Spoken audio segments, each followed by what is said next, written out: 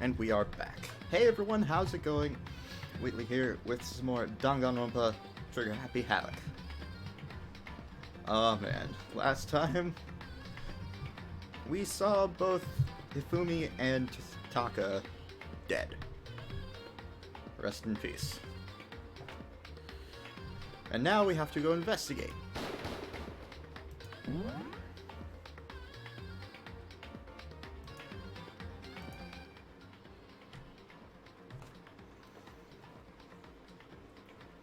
Probably send out a message.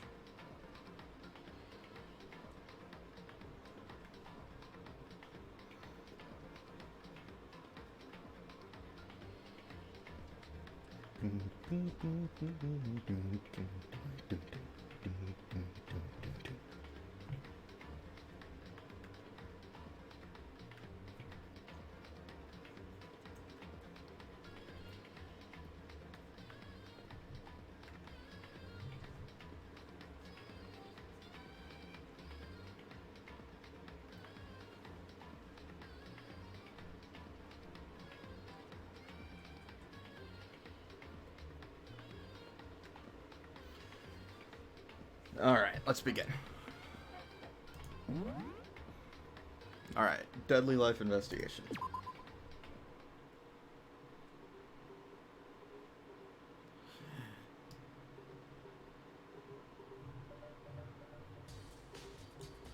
Okay, so I have to investigate everything in here before I can leave and look around and see where maybe Kyoko got off to. There are hammers of all different sizes hanging on the wall. Oh, some are like mallets. Mallets? Could the Justice hammers have been designed using these as a model? Either way, all the hammers here have obviously seen a lot of use. They're all covered in debris and chalky stone powder. Wait. For some reason, this one hammer isn't dirty at all, and it's wet. Someone washed it recently? Spotless hammer has been added to the truth bullets.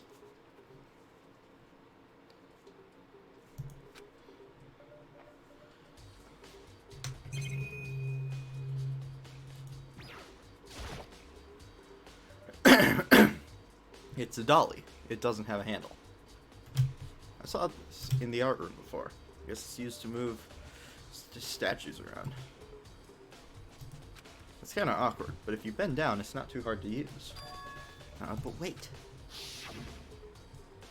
Wasn't this in the equipment room when we found Taka's body? And look at the wheel. There's a blood stain on it.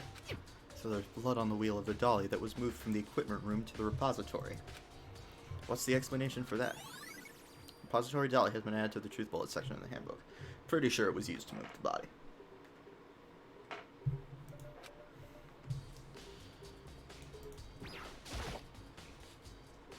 Hifumi's big cold body is lying on the floor. His really big body. I mean, how on earth was the killer able to move someone so big? From a nurse's office, where he was discovered to hear the repository, all the way from the first floor to the third, and all without anyone noticing it. How the hell? It's no good. I just don't get it. I can think about it later. For now, I have to finish investigating Hifumi himself. If I remember correctly, Hifumi's fatal injury was also a blow to the head. Probably from Justice Hammer 3, which was lying on the floor in the nurse's office. Huh? Wait. Something's off about his body. Why am I getting this feeling? Something's different. Something about Hifumi's body in the nurse's office versus his body right now. That's it! His glasses! When his body was in the nurse's office, his glasses were covered with blood. But now they're completely clean. Does that mean someone wiped his glasses off? But who would do that? And why? Hifumi's glasses have been added to the truth bullet section of the handbook.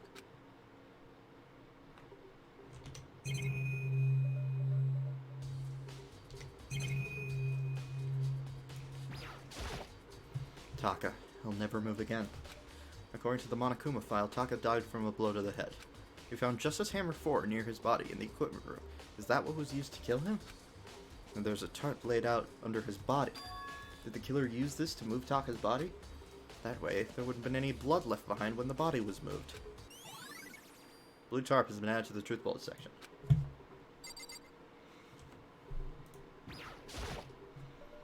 Byakuya, do you really think Hiro did it? I don't see how anyone could think otherwise.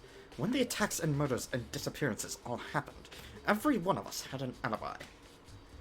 And the last thing Hifumi said when he died... Hang on. I want to see if I can message one certain individual.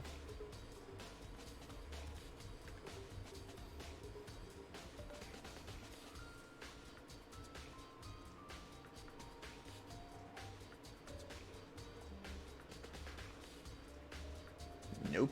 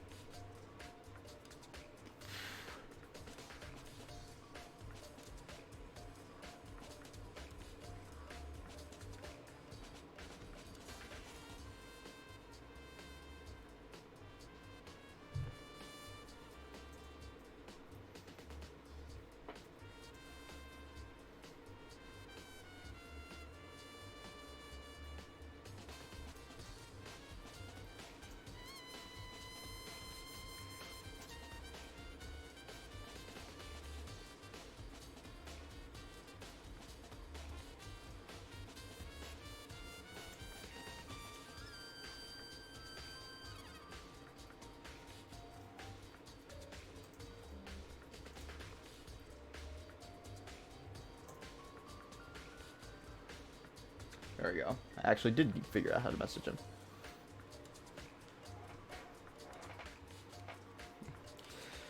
And the last thing Hifumi said when he died.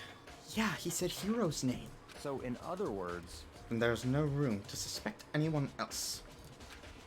Okay, but if he did do it, why would he hide his identity with that weird costume?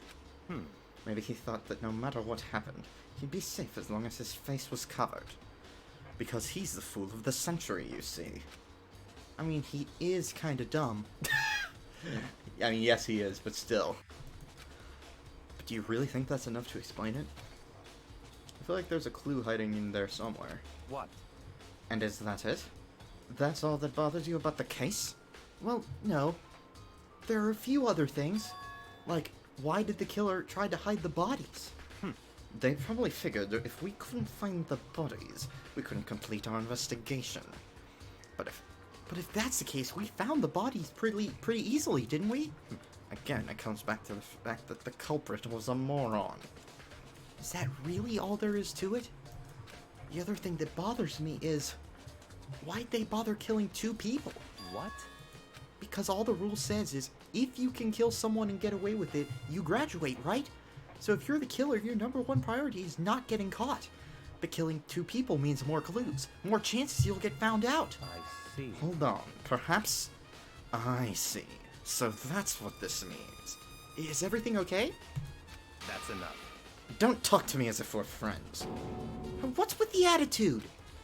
But you have my appreciation. Goodbye. Thanks to you, I might have some fun with this after all. His mysterious words hung in the air as he left the repository.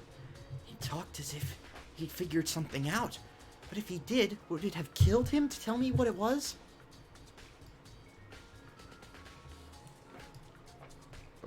Anything over here? No. I've examined every object in the room that's not the security camera and monitor, so now I just have to talk to these 2. There are many aspects to the incident this time. Too many, to be honest. Considering that, it may be good to look back on everything that's happened. So then... Would you like my help? Yeah, sure. Yeah, let's look back on things. This morning, only 4 of us met up in the dining hall. Hina, Kyoko, you, and myself. We waited for the others, but nobody showed up, so we decided to go look for them. It was around 8 o'clock when we began our search. And soon after we split up, Kyoko disappeared. After that, Hina found Celeste in the rec room on the 3rd floor, then quickly came and got you and me. According to Celeste, she was attacked by a suspicious individual and lay unconscious for about an hour. In other words, she was attacked an hour before we found her. Meaning just after 7 o'clock. Right.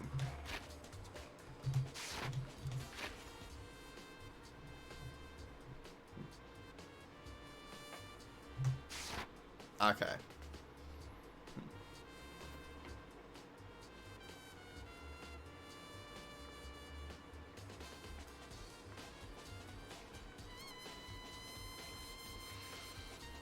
Based on the picture Celeste took, we discovered her attacker was dressed in a strange costume.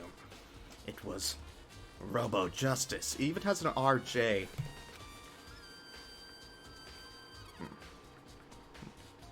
It also became clear that this Robo Justice had dragged Hifumi away. After meeting up with Toko and Byakuya, we began searching for the costumed assailant. We found an injured Hifumi in the library on the 2nd floor. We took him down to the nurse's office on the 1st floor, then resumed our search. But not long after leaving the nurse's office. What's wrong? I saw a shadow, something moving around at the top of the stairs. Based on Celeste's claims, we went back up to the 2nd floor, where we split up and began searching. Then right after that, Celeste screamed. This time, she had apparently seen the suspect on the 3rd floor. Hearing her screams, we quickly made our way to the 3rd floor. Celeste, what's wrong? That was a rather intense scream for someone like you. I saw him, the strange costumed man. He ran off as soon as I screamed. I was blocking the stairs, so he headed further down into the hallway and disappeared. And then... Oh yeah. Huh? What was that? That came from downstairs. It must have been Hifumi. He's in the nurse's office. This is bad. Come on, we have to go back. At that point, we decided to split up into 2 groups. Celeste, Hina, and I went back to the nurse's office. Meanwhile, you, Byakuya, and Toko pursued the suspect up on the 3rd floor. And when we got back to the nurse's office, we found Hifumi's corpse, which is also when we heard the body discovery announcement play. I left Celeste and Hina alone and headed back to the 3rd floor to tell the others what happened. However, But in that same time, we had discovered Taka's body in the equipment room. Which means Hifumi and Taka's bodies were discovered right around the same time. Because I remember hearing the body discovery announcement play right after finding Taka. And that's when I showed up and told you and Byakuya that Hifumi had been killed, right? Hey, Krista. Then you, me, and Byakuya all headed back to the nurse's office, leaving behind Toko, who had fainted. But as soon as we left the physics lab, we ran into Celeste, who just arrived to tell us something very unusual. Hifumi's body has disappeared. We hurried back to the nurse's office to discover that the corpse was in fact gone. That we remembered we had abandoned the unconscious Toko and rushed back to the equipment room. This can't be happening. Are we hallucinating all this, or something? This time, Taka's body had disappeared. So from there, we began our search for both of the missing bodies. And after some time, Celeste told us she'd found the bodies, and we all headed to the repository. and there we rediscovered the 2 bodies that had apparently vanished.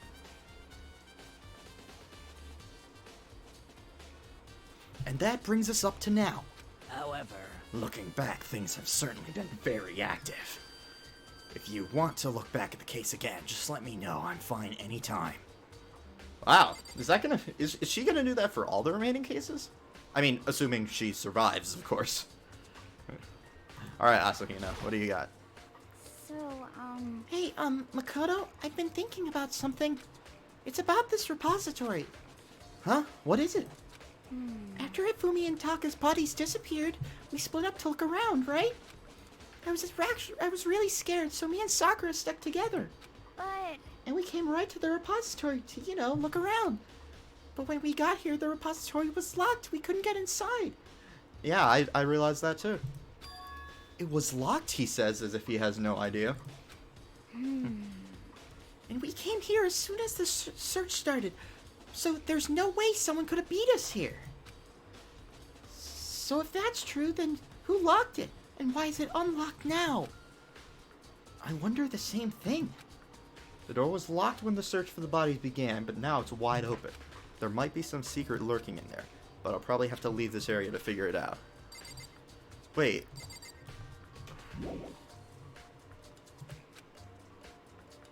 There's only one way in and out of this room. Through the door that he said was locked before. There's definitely a lock on the door, but it can only be locked from inside the repository. I don't see any way to lock it from in the art room. The door can only be locked from inside the repository, which makes me wonder. Hina and Sakura confirmed that the door was locked after we started looking for the missing bodies. And the door is designed so that it can only be locked from inside. In other words, when Hina checked it, someone had already gone in the repository and locked the door. When they were done, they unlocked it and left, which is why it's unlocked now. But Hina claims that there's no way someone could have beaten them to the repository. So that certain someone. Repository door has been added to the truth bullets. Hell yeah. There's gotta be a clue around here somewhere. Maybe I should check somewhere else. There's some places I already know about. First the nurse's office, where Hifumi was found. Then the equipment room, where Taka was found. Maybe I should actually find Kyoko. Kyoko!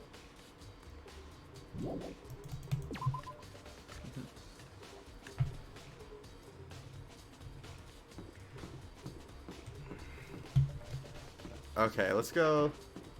This is definitely the area closest.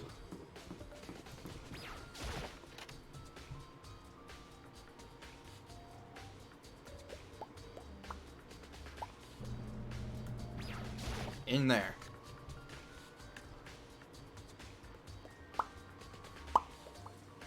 Oh, hi. How's it going? There's some kind of tire marks going through the pool of blood in the middle of the room. That reminds me. About the dolly in the repository. There was blood on the tire. Could the blood have come from here?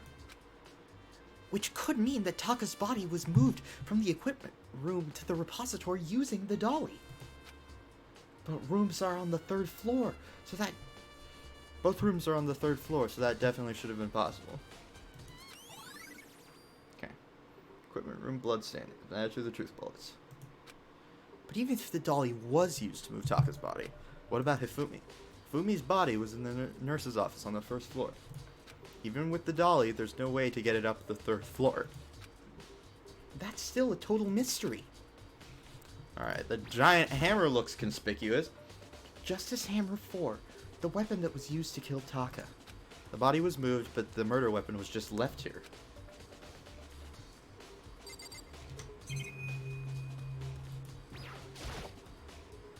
This tarp. I feel like I've seen it somewhere before, and just recently too.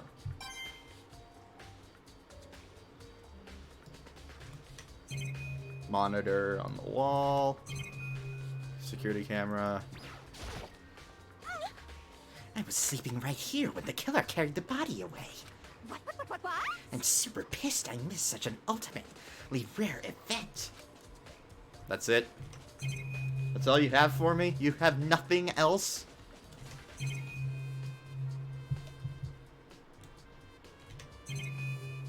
Not much else to examine in here. I guess I'll leave then.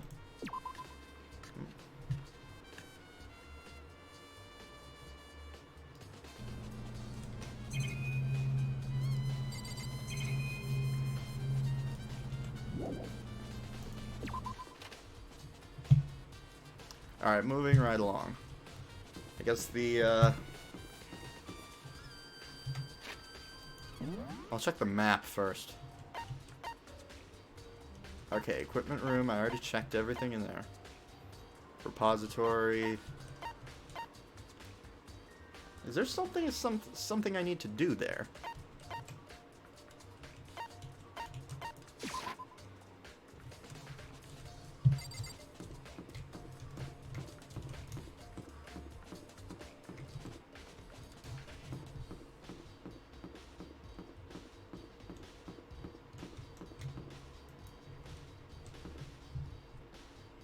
The rec room.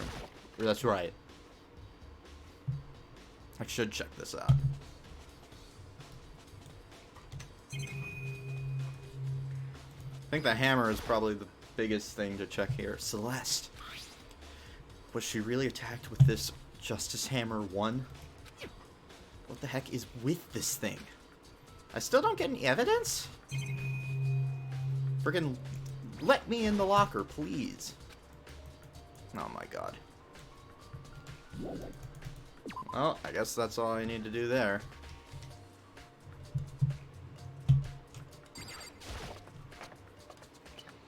I forgot there was a mini-map. Okay, seriously, I want to find Kyoko.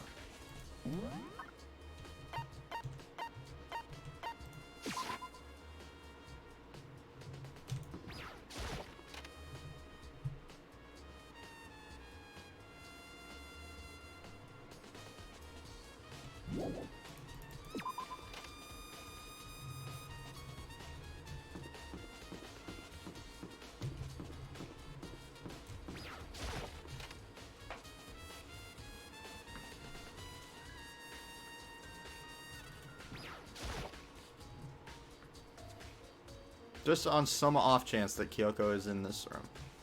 Nope, she certainly isn't.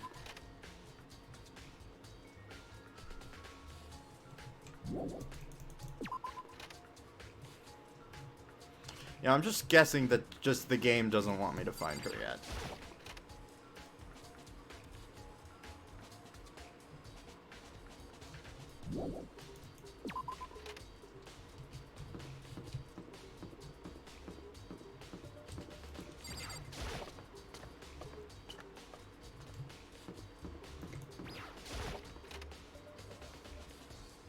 She's not in here, is she? No, Celeste is in here. Okay. Yes, I'll check this first. Justice Hammer 3, the one that was used to kill Hifumi. Someone moved the body but left the weapon behind. Celeste? What are you investigating, Celeste? I am not investigating anything, precisely speaking. I am simply going around, seeing if Hiro might be hiding somewhere. What about you? Oh, you know, just checking this and that. The main thing on my mind is how someone could have moved Hifumi's body. Let's see. How Hifumi was moved, eh? When it disappeared, you were supposed to be in the nurse's office, right? Yes, Correct? indeed. Hina was not feeling well, so I stayed behind to look for her. But she seemed to be getting worse, so I took her to the bathroom. And when you got back, the body was gone? He could not have been gone for more than a minute or two, though. Yeah, Hina said the same thing. He was alive, you know, at the time. He could have moved himself. So then, the killer was able to get in and move Hifumi's body in that short amount of time? Indeed. It would seem so. To carry off someone as big as Hifumi in only a couple of minutes is... I can't think of it as anything less than impossible. Celeste's account has been added to the Truth Bullet section of the handbook. Anything else? Clearly, yes, there is something else. Yeah. Is that blood? No, that's not blood. What in the world is that thing? It's just a normal trash can. Huh? Wait, there's something inside. It's too small to be a handkerchief. It's a glasses cleaning cloth with blood on it. Some kind of cartoon character on it. What was her name? Squishy Princess? Ah, but it's also covered in blood. Oh, Ah, did you find something? Yeah, there was a cleaning cloth in the trash can. huh? A cleaning cloth? And it's all bloody. Whoever this belonged to must have used it to wipe up some blood. But who would need to do something like that? I haven't the slightest idea. Yeah, me neither. But I think it might be important. Why do I just feel like he moved himself? Glasses cleaning cloth has been added to the Truth Bullet section of the handbook. He had to wipe his glasses off in order to see. It's kind of a good idea to see. Alright, I think this is the last thing for us to examine in this room. A refrigerator. I wonder if there's anything to drink inside.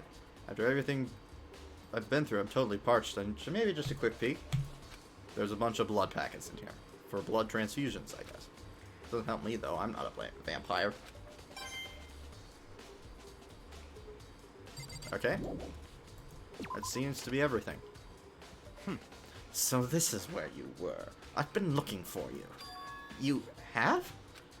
I wanted to thank you for what you did. Not that you meant to, but you ended up making this little game of ours very interesting indeed. You should go to Hero's room. Oh, and let me give you this. Meet in the dining hall. This is the note Hero wrote to get us all to meet up, right? Oh. Oh, whoops. This was the note Hero wrote to get us all to get up, right? You remember well. Well, the penmanship was pretty remarkable, so it left an impression. It's all clear. Anyway, this makes it clear, right? This is a trap. What is? Things grow ever more exciting. Oh, what are you talking about?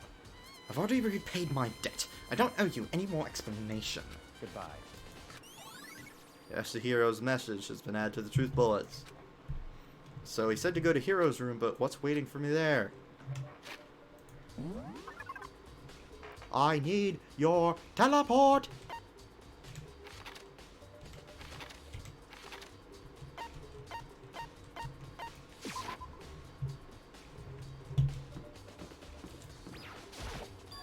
The door is unlocked.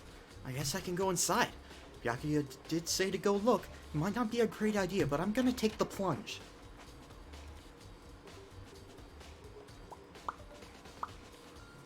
I see boxes on the ground. This is Hero's room. There's all kind of weird stuff in here. Where'd he even get it all from? More importantly, he still hasn't turned up. Which means he can't really complain if I don't get his permission to search his room. Oh, these boxes seem conspicuous. I think there's something in the cardboard box. It's blueprints for something, and something's made out of, it looks like cardboard, plastic, and plaster? Is this Robo Justice? And it's in Hero's room? But wait, those blueprints. Something about it bothers me. Robo Justice blueprints. It's been added to the truth bullets. Added to the court record, you could say. It's a normal bed, pretty much just like the one in my room. Alright, let's check the bathroom. I soundlessly checked the bathroom. There's nothing in here. It's pretty grungy, though. How does a bathroom even get this dirty?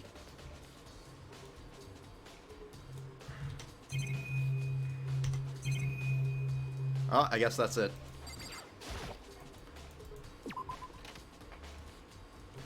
Makoto, big news, big news! What's wrong? We found Kyoko! What? Is she okay? Where is she? Wait, I wasn't done. There's more big news. Just a second. Robo Justice showed up too. Robo Justice? It's Hero wearing the costume. Okay. Anyway, as soon as you can, head to the pool on the second floor. To think Hiro and Kyoko would turn up at the same time. Anyway, I have to head to the pool. I ran up to the second floor as fast as I could. Oh, I haven't even been in the pool room. Ever. Okay, Kyoko's over there. The robot's over there too. Celeste, Byakuya, Asahina. Where's Sakura?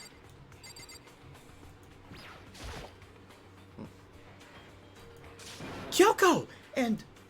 I mean... Ooh, man, I've had the worst day. Hiro? I guess I'll talk to him first. Hero? Huh? Hey, Makoto. Yeah, duh. Who else would I be? That's a good question. What? Why do I look like this? What? Did someone come along and remodel me while I was sleeping? Was it the Illuminati? Right. I found Hero. He was jammed inside the pool room locker. It looks like he was fast asleep, so I kicked him and woke him up. Don't be mean. I still can't believe you kicked me. You could have been a little more gentle about it. Like, I don't know, caress my You're wearing something on your face. It would have done jack. What? That's creepy. Anyway, Kyoko, where have you been all this time? You just disappeared all of a sudden without a trace. Well, There was something I had to check up on. What do you mean? Never mind. I can't never mind. it's nothing. Never mind. Hey, More importantly, He says that, but does she have any idea? Does she know people think she might be spying for the mastermind? and? first of all, Hiro, you need to explain to us why you're dressed like that. I mean, Well, I have no idea. One second I was asleep. I don't even know how that happened. Then I woke up, and then I was here. I don't care. Do something about that costume. It pains me just to look at you. Well, let me out of here! I don't know what's up with this thing, but I can't actually get it off. Little help?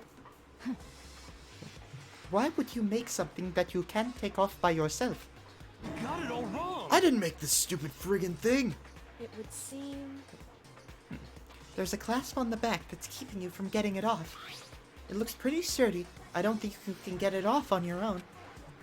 We don't really have a choice. Let's help him. We took everyone's help, but slowly we were able to get Hiro out of the suit. Took a few minutes, but eventually we got all the pieces off. Free at last. Yeah, isn't it kind of weird how perfectly the suit fits Hiro? So then. More to the point, nobody but Hiro would be able to wear that costume. Wait, what? Hold on a second. Honestly. Don't bother trying to act innocent. The blueprints were in your room as well. Is that okay? In other words, it is obvious to everyone that you made this costume. That's true. I saw the blueprints myself. How'd he get in it then? Yeah, me too. Could it be? Then it's obvious. The one who put the costume on and went around attacking everyone That's terrible! was Hiro. Shall we tie him up and gag him? Just the. Good idea. We wouldn't want him killing anyone else. What? Hold on, guys. I think that's going a little far. That's right. He may be a suspect, but he deserves fair treatment. Yeah, attacking blueprints? I have no idea what you guys are talking about. What the heck? You can't talk your way out of this one. It's been decided. You killed them. Please! What? Killed who? I have no idea what you're talking about. There must be a fake hero running around. What are you saying? You're the only one who can wear this costume. So who else could it possibly be the costume? Who else could possibly be the costumed attacker? What the heck? How do you know I'm the only one? Maybe you should try it on for yourself before you convict me. Okay.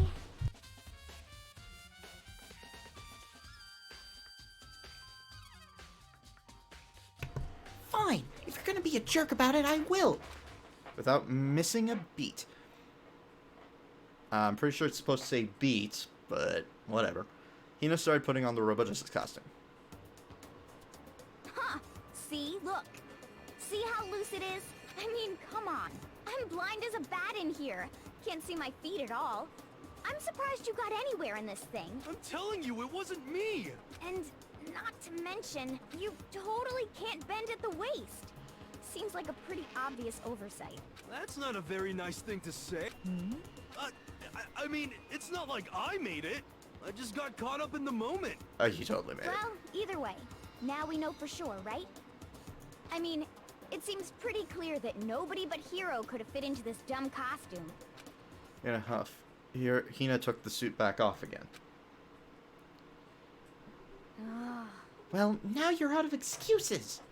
Oh, see, it's because you're a girl. If it was another guy, then... Makoto, go ahead. Okay. Against my will, I picked up the pieces off the floor and tried putting them on. It's no good. The arms are too long. There's no way I can wear this. Just a second. See, I told you it was impossible. You are absolutely right. It seems this costume was made to fit Hiro's body exactly. But And there's another costume. There must they must have one that looks the same, but fits them. Honestly. If you insist on this line of defense, then show us some evidence. what the heck? Evidence? You claim there is another suit, yes? Then you must find it and show it to us. What the heck? Just the worst. Who cares? You're the only one without an alibi during this whole thing anyway. That's terrible. Which is how we know it was him. What? Is that really true? I have no idea what's been happening. Could someone, like, tell me? Robo Justice costume has been added to the Truth Bullet section of your handbook. Alright, fine. What the heck? If you don't tell me what's going on, how am I supposed to understand? I think I figured out that someone's been killed, right? Hey, Makoto, who was it? Well, 2 people were killed. Taka and Hifumi. What? 2 people? Just the worst. Why are you freaking out? You did it! I did not! Please? Huh? Wait, hold on. If those 2 are the ones that were killed, How about that? that's it. I know who did it. So then, You may as well tell us then. Taka and Fumi were fighting over alter ego, I'm right? at least 30% right. I can't even read that, it's so ridiculous. correct. I see. That's unfortunate. Please. What the heck? Stop trying to trick us and admit it. Just admit it that you did it, okay? I'm telling you, you got it all wrong. Oh, so then. I know. That note. Note? Last night, someone slipped a weird note under my door. And here's what it said. I found a hole maybe we can use to escape. Monokuma can't find out. So don't tell anyone else for now. Let's meet in the rec room at 1 a.m. But the last thing I remember is going to the rec room. Then for some reason I fell asleep. Hey. Real Carol had probably drugged me or something. Just the worst. Ah, So- I think he's telling the truth. If it was the rec room, could Celeste have done it?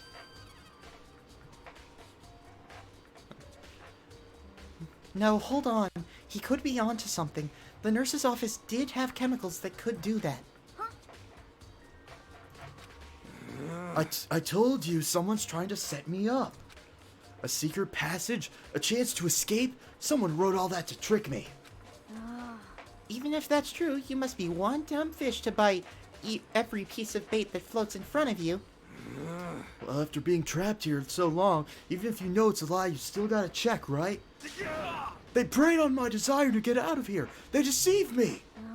I still don't buy it. Don't be mean. Just a second. Okay, then show us that note. With pleasure. He had to have taken it. Yeah. No Looks like I way. lost it. Yeah, sure. Please.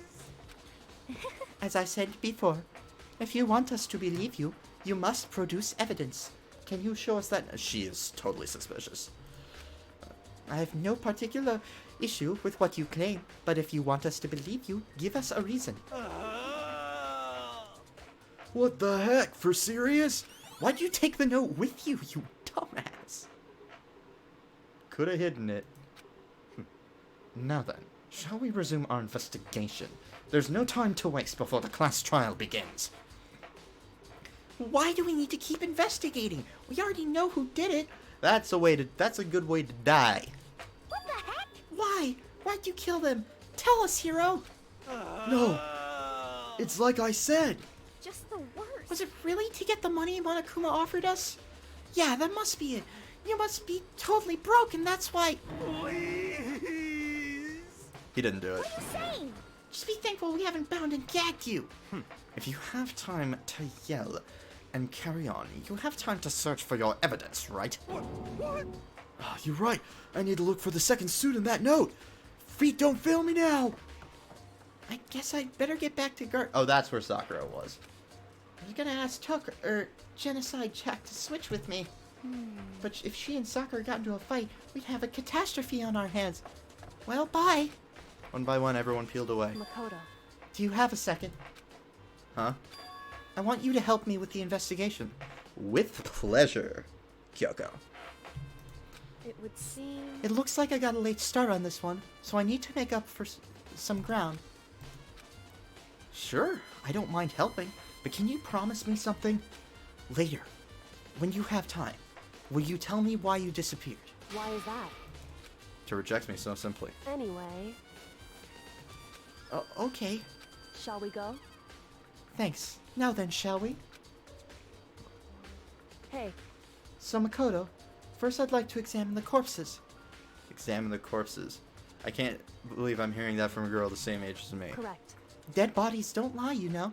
They tell the truth far more easily than the living. Hey, Wouldn't you agree? How am I supposed to answer? anyway, We have to hurry before the class trial begins again. Yeah, you're right.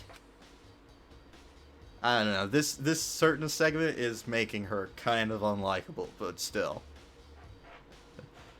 I just have this feeling. Okay then, show me where the bodies are. They're in the repository. I guess we should head that way for now. Oops. Where's the staircase?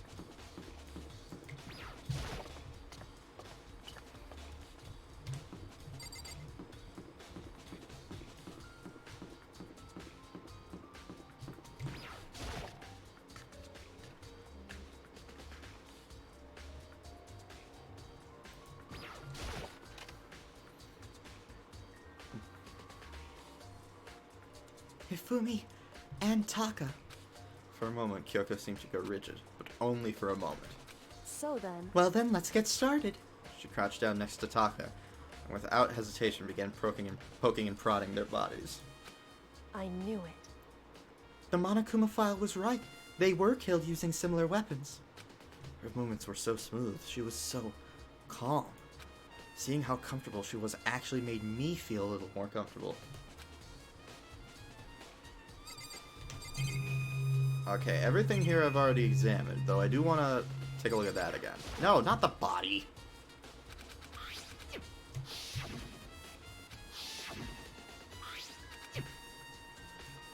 I meant that thing. Solly doesn't have a handle. Okay. No, this is exactly the same thing. Alright, I guess I'll just talk to her. I see. Makoto, I found something. You did? Hey, You remember the wristwatch Taka always wore on his left hand? He did? whew. Are you so oblivious to the people around you? Do you dislike other people that much? If they're not you. No, I'm kidding. No, that's not it. Anyway, so you said he had a watch? So then, Take a look. It's broken. You can see the hands aren't moving, right? It most likely broke when he had his encounter with his assailant. And if you notice, the hands are frozen at just past 6 o'clock. So that would mean the watch was broken sometime just after 6. that's right. But last night, Taka's watch definitely wasn't broken. F you! Hey, you! How long were you gonna keep us waiting? Taka's irritated voice pierced the air as he stared pointedly at his wristwatch. It's almost 10 o'clock, you know that? Bedtime for all the little boys and girls. In other words, So if it worked at 10 p.m. last night, it couldn't have been broken at 6 p.m., meaning it must have happened at 6 this morning. Broken wristwatch has been added to the truth bullet section of the handbook. however, And that's not all. Look at Taka's left hand. He appears to be gripping something. You're right! There's something white in there. Makoto, Can you try and pry it out? Me? because Rigor mortis has already set in. Boys are better suited to this kind of manual labor, right? Okay, seriously, screw you. Like, I seriously hate that.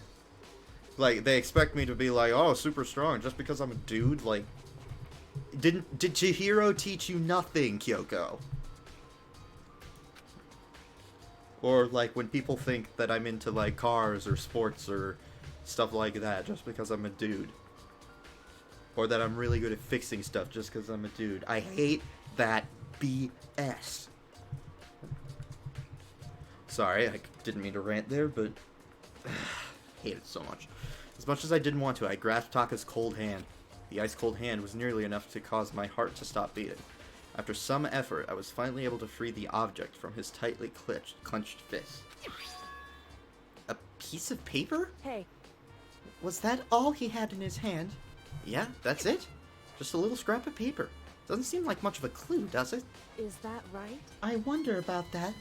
Kyoko then turned to Hifumi's body. So then, Let's check Hifumi's body now. Perhaps he left us a few clues of his own. Kiyotaka's scrap of paper has been added to the truth bullet section.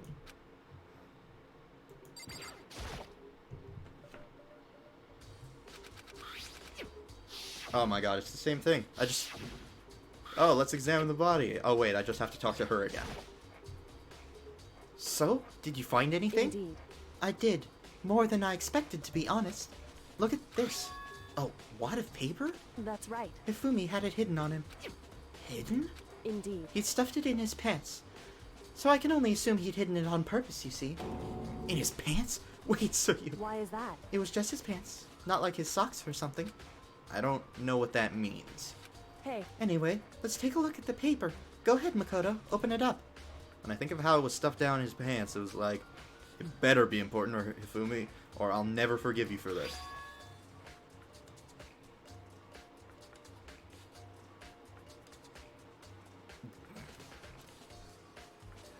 That's the note that... What's his face? God. Seems whoever killed him didn't do as good of a job at disposing of the evidence as we all thought. A note?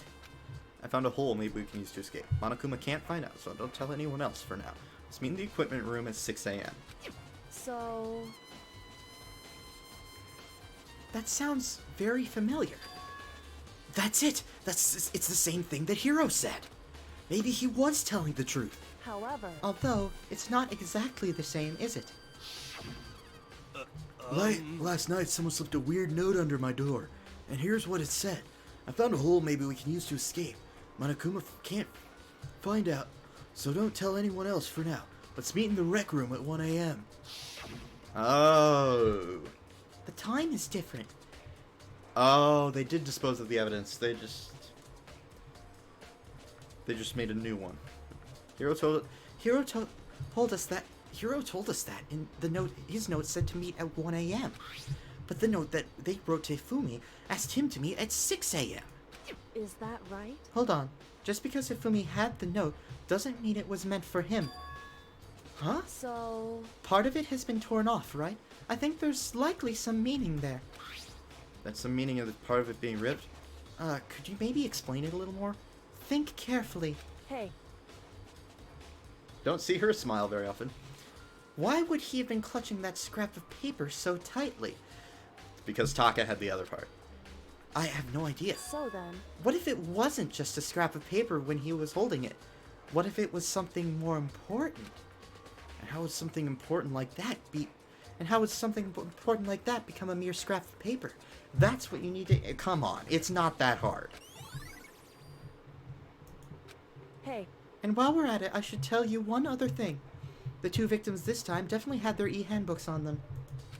So the handbooks had nothing to do with how the murders were carried out. Not that there was any reason to think they were connected to the killings in the first place. So you're saying I don't have to think about the handbooks this time, right? is that right? If you didn't have to think about them at all, I wouldn't have gone out of my way to mention it. All I said was that they weren't used to help carry out the murders. There may come a point, however, where a handbook may play a role. A handbook may play a role. I don't know, Makoto. For how smart you are in the trial segments, you seem really friggin' stupid in the investigations. But if Kyoko thinks it's important, I'd better keep it in mind. Yeah, Kyoko's already proven her investigative prowess, I guess. I wonder what she is. I wonder what her special skill is. It says she was the ultimate question mark. I'm kind of thinking like ultimate investigator, ultimate detective, something like that. I don't know. I mean, it would make sense. E-handbook has been added to the truth bullet section of the handbook. Oh yeah, trial time.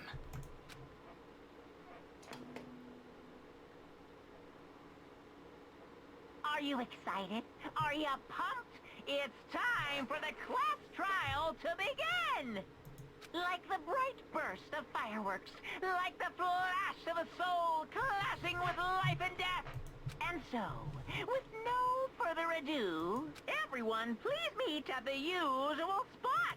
Make your way to the red door on the first floor of the school. See you soon! Okay, I'm gonna have... It's unfortunate, but I suppose this is where our investigation comes to an end. You'll have to figure out the rest for yourself and come to the proper conclusion. Yeah, you're right. Shall we go? I don't know. I feel like they would make a great team if they were, like, investigating, like, real cases. Well, we better get going. I mean, not that these cases aren't real in that world, but... Okay.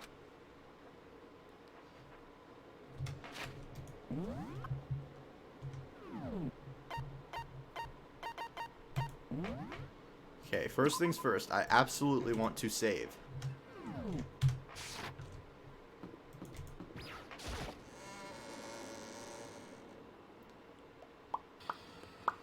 Everyone had heard Monokuma's proclamation, and they were gathered by the red door. And as soon as we were all there... Monokuma appears! He's multiplied? Wrong. No multiplication. It just looks that way because of an illusion.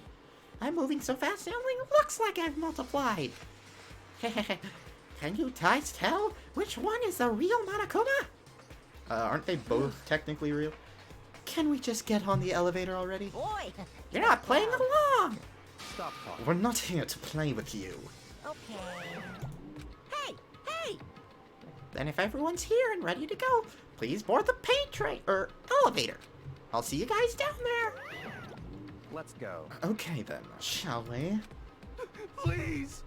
Hold on, I'm not mentally prepared yet. What the heck? You'll never be mentally prepared. You can't run away anymore, hero. You're gonna pay for your sins. What the heck? That reminds me, did you ever find the other costume? Or the note? Well, no, but... How unfortunate. Then it would seem we have our culprit. Why are you pushing for this so much, Celeste? Hey, This isn't the place to talk about it. Save your accusations for when we get to the courtroom. That's right. She's right. Let's get down there first, then the story can really begin. Yeah, good idea. That's right. I have to. I have to do it. I can't let whoever killed Hifumi and Taka get away with it.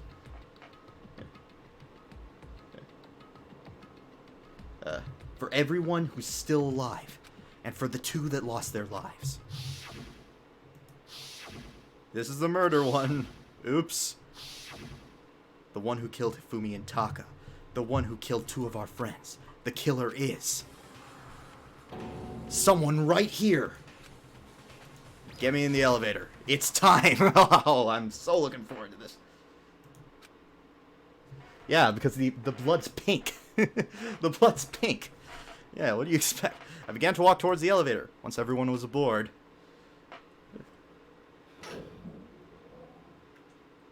The doors closed on their own, and the steel box began to move. Oh, here we go. God, I love these trials. The clunking of the elevator kept us company as we fell further and further down. There was no going back.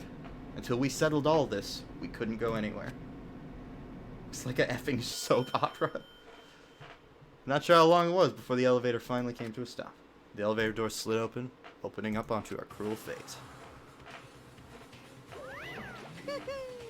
When I see all you gathered together like this...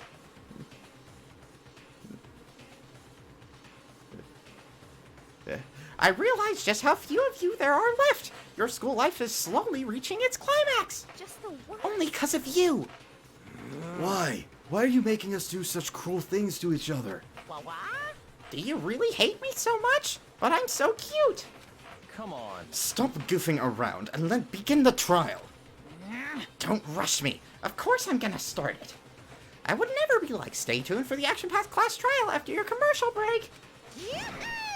I never hold out on you guys like that. Okay, let's begin. Get to your assigned seats. And so the curtain opened once again. A deadly judgment, a deadly deception, a deadly betrayal, a deadly riddle, a deadly defense, a deadly faith, a deadly class trial. Yes, I absolutely want to save because this one's going to be like way harder.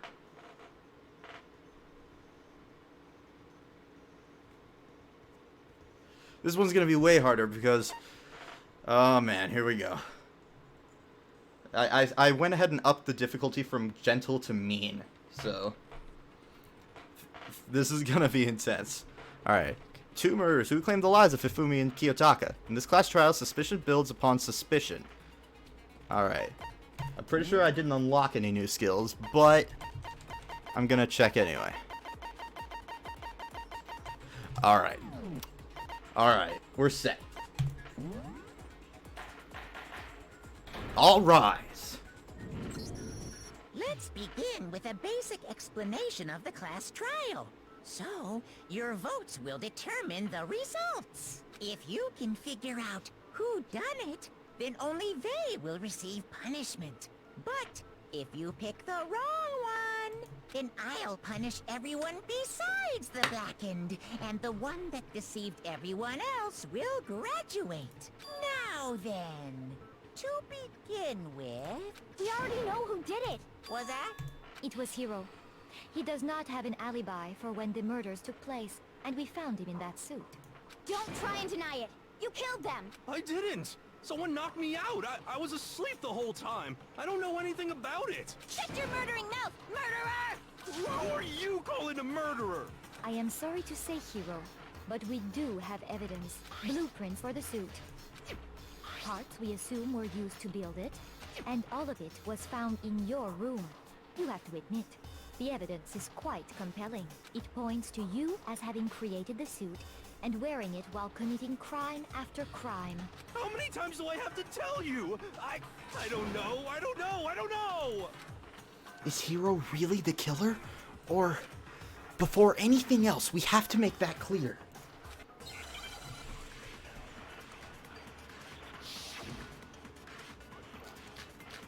Robo Justice costume, Yasuhiro's message, Robo Justice blueprints. So now I have more bullets, and Everything we found in your room. The blueprints, the suit parts, they are all proof enough that you are the culprit. I don't know anything about that stuff. It's not true. It's a conspiracy. Hiro, why? Why did you kill them? No, just hold on a second. oh, this is tough. Compelling evidence that Hiro is the killer. Is that really true? I have Everything we way found less in your time. room. The blueprints, the suit parts that you are. It's not true. Hiro, why? No, just hold on a second. Okay. Everything we found in your room. And starting off with a big oopsie. Shoot. Ouch. Everything we found in your room. The blueprints, the suit parts, they are all proof enough that you are the culprit. I don't know anything about that stuff. It's not true. It's a conspiracy. Hiro, why? No, just hold on a second. Everything we found in your room. The blueprints, the suit parts, they are all Ah! Shoot. Not really sure what to do here. Everything we found in your room. The blueprints, the suit parts, they are all proof enough that you are the culprit. I don't know anything about that stuff. It's not true. It's a conspiracy. Hiro, why? Why did you kill them? No, just hold on a second. There's only one other thing that I can really think of. Everything we found in your room. Oops. I meant to put it on the other one. Frickin'. Everything we found in your room. The blueprints, the suit parts, they are all proof enough. What am I doing wrong? Shoot.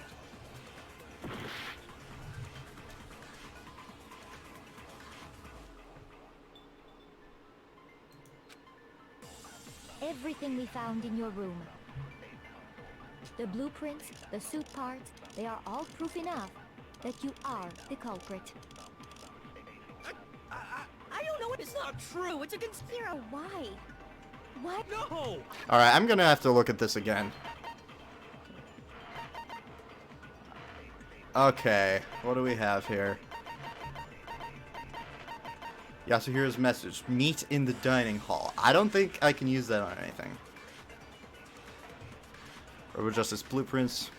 Have the arms bend like this. Robo Justice costume. Nobody Yasuhira could have possibly fit into the costume. In addition, anyone wearing it would not be able to see their feet or bend at the waist more than 90 degrees. The blueprints for Robo Justice, which were found in Yasuhira's room.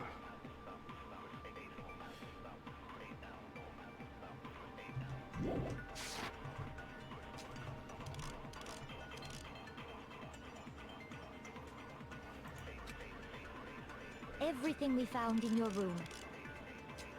The blueprints, the suit parts, they are all proof enough that you are the culprit. It's not true. It's a Hero, what?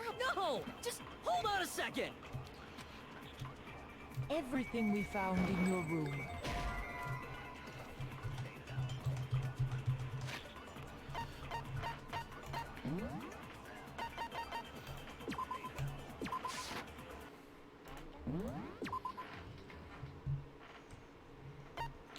I don't know what to do at this point. This really is mean. Give me 1 second, guys.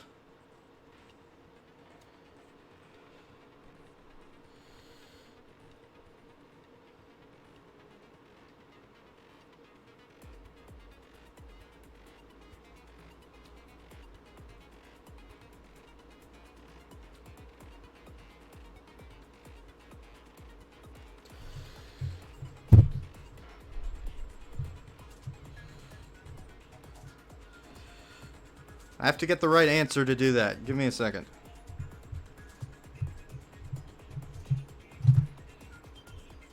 Oh god, dang it.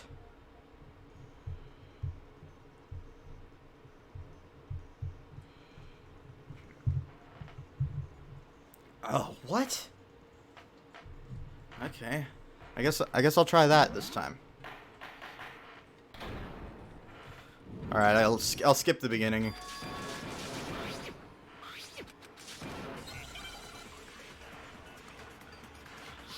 I guess I'll try that this time.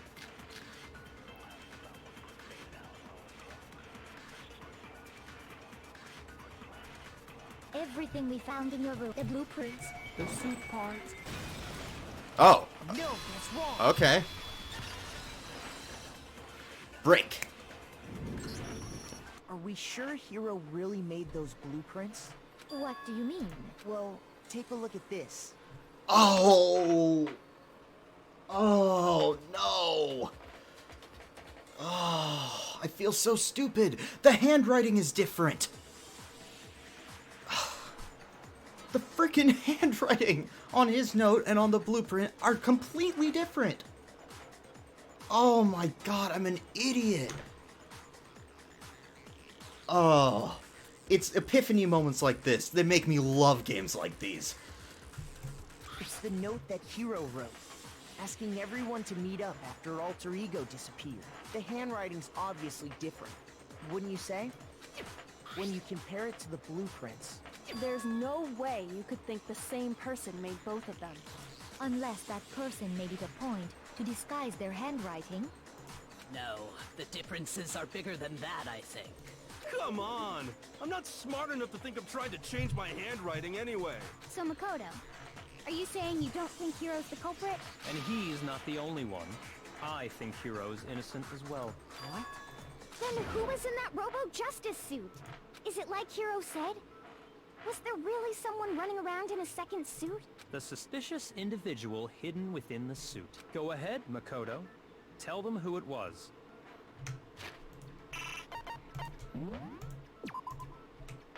Gotta save. Logic difficulty is set to mean right now. I have to save. And of course he passes it on to me. So? Who was in the Robo-Justice suit? The suspicious individual in question. The Illuminati! Hina or Hero. Oh, well that's not that hard. I got it! Other than Hero, I can't think of anyone else it could have been. Obviously, he was the one in that particular suit. And we never found any kind of second suit. Then there can be no doubt. Hero is the prime suspect. That doesn't make any sense. You just said Hero didn't do it. It makes perfect sense. Hero was the suspicious individual in the suit, but he's not the culprit. So what you're saying is... That's right. The culprit in this case has nothing to do with being in the Robo-Justice suit. What? Now that's a bold assumption. And what reason do you have to make such a statement? You do have a reason, yes? Of course. But before we get to that, there's something else we need to clarify first. So let's get that out of the way. Hey, stop trying to boss us around! All things have a proper order. So what is it? What needs to be clarified? We must clarify the method of transportation for Taka's lifeless body. It would seem that his corpse was moved using certain particular items. The tarp and dolly, yeah. Makoto, can you tell us what they were? The things that were used to move Taka's body. They must have been... where is it? Where is it? Blue tarp, repositioned dolly. I got it! There's still one more thing. Things that... They must have been... Okay, you do get to pick both of them. I got it! They were a dolly and a tarp, right? What's with that attitude?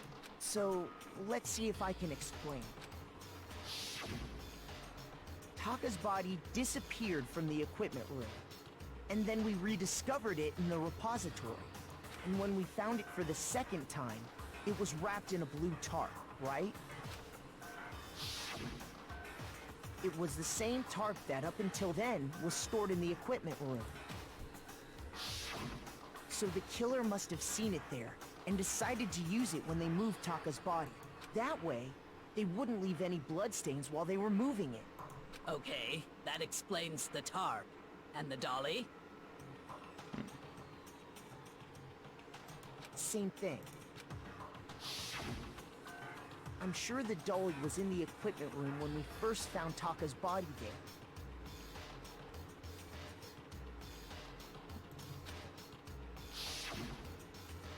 But when the body disappeared, so did the dolly. Later, when Taka's body reappeared in the repository, so did the dolly. In other words, you think they used the dolly to move the body, am I right? But are you sure you are not mistaken? Huh?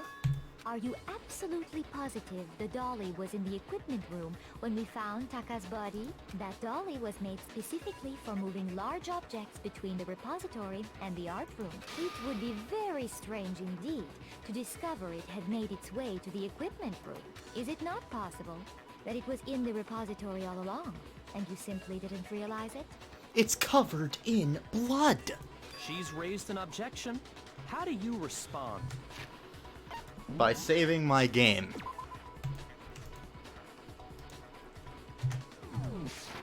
There is no shame in being wrong, and nobody expects much from you anyway.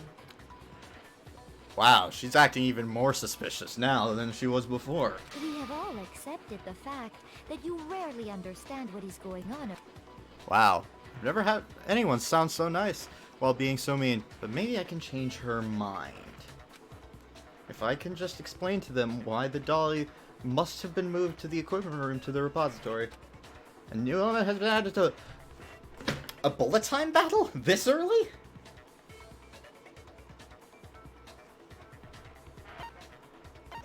We seriously have a bullet time battle this early on in the trial. Alright, what's new? Let's talk about reloading. Starting with the next bullet time battle, we're going to add one more ingredient to the recipe. At the bottom of the screen, underneath the tempo marker, you see your ammo count. Up until now, there hasn't really been a limit on how you destroy your opponent's statement. But from now on, just locking on and pressing the left mouse button won't be enough to handle it. That will cost you 1 bullet to destroy a single remark. Once you run out of bullets, you can't destroy any more statements, no matter how locked on you are. However, you can reload by pressing the tab key.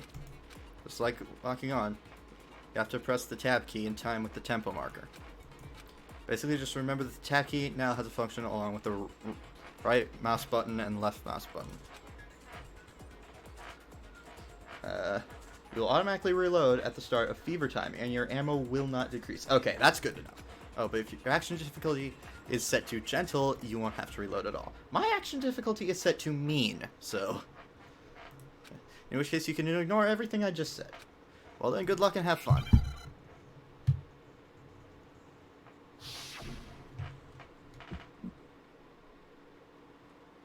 You had it wrong. I cannot agree. You are a fool. So pathetic. Lies will get you nowhere. Do your worst. You miserable wretch. I cannot agree. You are a fool. Do your worst. You had it wrong. I cannot agree. You are a fool. So pathetic. Lies will get you nowhere. Do your worst. You miserable wretch. I cannot agree. You are a fool. Do your worst. You miserable wretch. I cannot agree. This should prove it. Okay, I'm pretty sure she did it. I'm pretty sure If you're Celeste did asking it for at this proof point. that the dolly moved, I have it right here. The fact that she refuses to listen to me this early in the trial basically is like, she totally did it. She did it. That in combination with everything else we've seen so far in the investigation and everything else, the fact that it told Hiro to that someone told Hiro to meet in the rec room where Celeste was discovered, and then Hiro got knocked out without seeing who did it. If you're asking for proof that the dolly was moved, I have it right here. When I found the dolly in the repository, one of the wheels had a blood stain on it. There was a pool of blood in the equipment room with a tire mark in it that matched the dolly wheel's tread. The killer probably rolled the dolly through the blood on accident as they wheeled the body out of the room. And as the blood dried on the tire, they moved the body into the repository. Alright, I'm gonna save, because I do not want to do that bullet time battle again. So there's my proof that the dolly was used to move Taka's body. Jeez, does Celeste really hate me that much? Well, anyway, that was just something we had to get out of the way. Let's get back to the main subject. For a side subject, and for this side subject, I present to you a bullet time battle. Yeah, the subject of how Robo-Justice didn't do it. Because if it's not a killer robot, then what kind of robot is it? I'm not sure that really matters. I'd be happy to explain why the occupant of the suit couldn't possibly be the killer. If you look back on how the body was transported, it will become immediately obvious. I see. You had to bend over in order to pick up, or in order to drag the dolly, but that suit couldn't bend at the waist. If I look at how the body was moved, it'll be clear why the person in the suit couldn't have done it? What does he mean by that?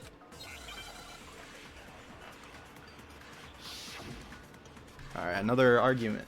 Robo-Justice costume, repository dolly, Robo-Justice blueprints. As we know. Okay. Let's see. Robo-Justice costume. Would not be able to see their feet or bend at the waist more than 90 degrees.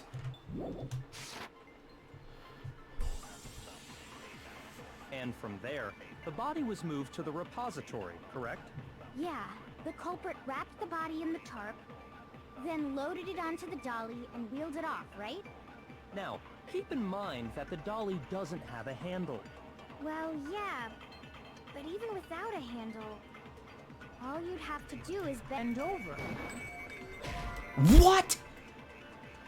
Oh. Did I have the wrong thing? Did I have the wrong bullet? Yeah, I did have the wrong bullet. Taka was killed in the equipment room. And from there, Yeah, then loaded it on. now, keep in mind. Well, yeah. All you'd have to do is bend over. Got it. No, that's wrong.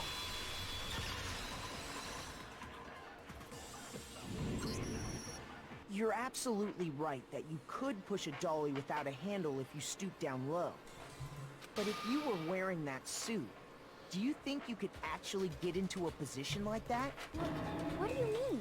Think back to what you said when we were all checking out the suit together. Remember? I'm blind as a bat in here. Can't see my feet at all. I'm surprised you got anywhere in this thing. I'm telling you, it wasn't me. And not to mention, you totally can't bend at the waist. Seems like a pretty obvious oversight. When you're in that suit, not only can you not see your feet, but you can't even bend at the waist. Am I right about that? Now that you mention it, yeah. It seems like it'd be awfully hard to push that dolly if you couldn't bend over. Well, what's to stop you from simply pushing the dolly with your feet? When you can't even see your feet? You really think someone could kick the dolly all that way? Yeah, it'd be totally impossible. Not that I can say for sure myself. On top of that, if you were wearing such a rigid, cumbersome suit, it's very unlikely you would have the dexterity to go about wrapping the body in a tarp. Well, I mean, isn't that just a matter of taking off the suit when you're ready to move the body? No, you can't take the suit off. You have to have help to take the suit off. There's absolutely no chance. You can't take it off by yourself. You can't take it off by yourself. I don't think taking off the suit was an option. If you remember... I don't know what's up with this thing, but I can't actually get it off. Little help? Alright, I see you in there, Krista, with the bend over. Why would you make something that you can't take off by yourself? I didn't make the stupid friggin' thing. There's a clasp on the back that's keeping you from getting it off. It looks pretty sturdy. I don't think you can get it off on your own. We don't really have a choice. Let's help him. That's true. It seems impossible to put the suit on or take it off without help. Then, you really can't take it off by yourself? Hero wasn't just making it up? Of course I wasn't making it up. If he could have gotten it off by himself, I don't think he would have let us see him wearing it. Showing up in the suit was basically an invitation for everyone to suspect it. Yeah, that's right. So, it's really, really true that Robo-Justice couldn't have moved the dolly? To be clear, whoever did move the body, it couldn't have been Hero in the robot suit, correct? No, wait. Just a second, if you please. Have you forgotten about the picture that I took? You all got a good look at it, did you not? The image of Hifumi being dragged away by Robo-Justice? If whoever was in that suit is not the culprit, how do you explain that? Besides, do you remember what the now deceased Hifumi said? How did you get hurt? That guy hit me. What guy? Robo-Justice. That's what I decided to call him just now. So long as those facts exist, the proper conclusion is beyond question. The individual inside the suit and the culprit are one and the same. It was Hero, without a doubt. Yeah. Yeah, that's gotta be right. I thought higher of your intelligence, Hina, before this. But if you're seriously believing that BS... Hold on a second! It's still far too early to reach that conclusion. Thank you, Kyoko. Besides, there's no hurry to decide who did it. Before we rush to a verdict, shouldn't we explore every single possibility? Yeah, it's our freaking necks on the line here. Instead of seizing on one viewpoint, the truth is uncovered by analyzing things from every angle. Perhaps, but where do we go from here? Let's review this series of unfortunate events from the beginning. Maybe we'll uncover something new. What a pain in the ass! I don't disagree, but our lives are on the line. If this is what it takes, we have to do it. Plus, maybe we'll get to find out where the heck Kyoko was when everything went down. All right then. let's take another look back at what happened. I suppose we could start with this morning. 4 of us gathered together in the dining hall. Makoto, Hina, Kyoko, and myself. We waited there for quite a while, but nobody else showed up, so we went to look for everyone. That was around 8 a.m. And as soon as we split up, Kyoko went missing. Soon after that, Hina found Celeste in the rec room and quickly came to get Makoto and me. It seems I was unconscious for about an hour after I was attacked by my mystery assailant. I know it was an hour because I remember being attacked a little after 7. That was when we saw Celeste's picture and discovered that her assailant had been wearing a strange costume. As it turns out, it was Robo-Justice. It also soon became clear that this same Robo-Justice had abducted Hifumi. We were soon joined in our search by Byakuya and Toko.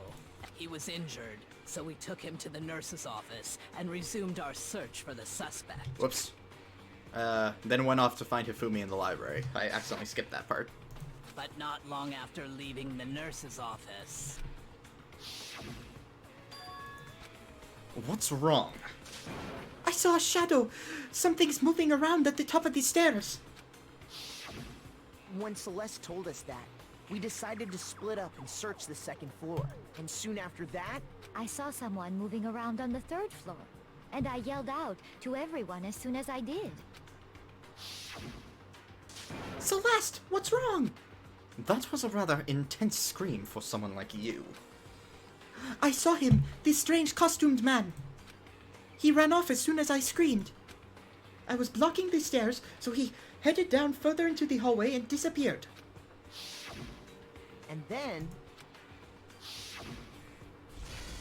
Oh yeah. Huh? What was that? That came from downstairs. It must have been... Hifumi, he's in the nurse's office. This is bad. Come on, we have to go back.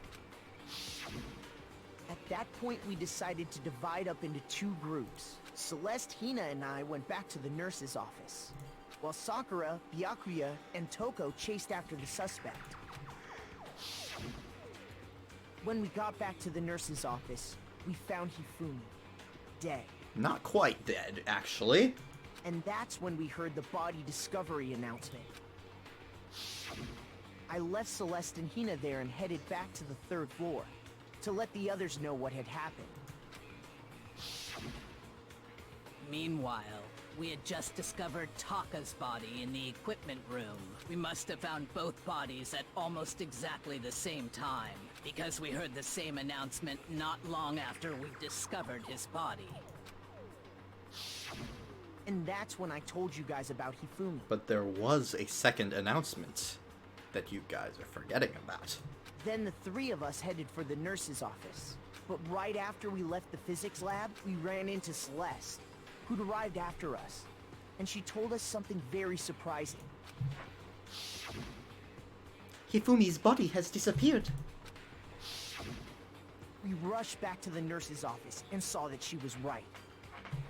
Then we remembered we'd left Toko passed out in the equipment room, so we hurried back again. This can't be happening. Are we hallucinating all this or something? But when we got there, we discovered that now Taka's body had also gone missing. Next thing we knew, we were searching the school for 2 missing dead bodies. And after some time... Celeste informed us that she'd found the bodies, and we all headed to the repository, which is where we rediscovered the corpses. And then we heard another announcement. Why? I think that about covers it. I see. The whole thing sounds exceptionally complicated. It certainly seems to me that these are not a simple series of connected events. Plot twist, it's someone. Okay, well, if that's true, then what? Rather than a single series of events, I think we have to consider each murder a separate situation. And from there, we can uncover the contradictions surrounding all of them. Now then, let's get started, beginning with what happened to Taka. The contradictions hidden in what happened to Taka? In order to uncover the truth of this case, I have to find them, no matter what. Oh, here we go.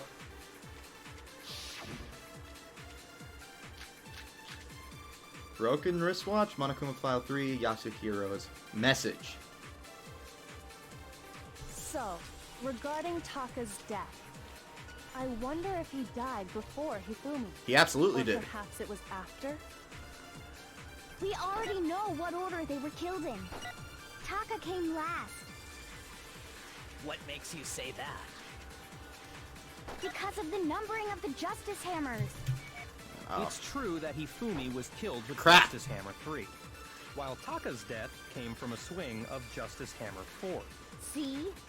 So it's obvious Taka came after. The order of the Justice Hammers were used to commit the murders. Something about that is bothering me. Wait. So, regarding Taka's death, I wonder if or perhaps it was after? We already know what order they were killed in. Nope. Shoot! At this point, I'm just throwing crap out. So, I wonder if or perhaps it was. We already know Taka came last. What makes you say that? Because of the numbering of the Justice. It's true that Hifumi was killed with With Justice while Taka's death. See? Wait. So it's obvious Taka came after. Alright, clearly I'm gonna have to look at my truth bullets again. I figured I would present the wristwatch to prove the time of death, but there's no weak point related to that.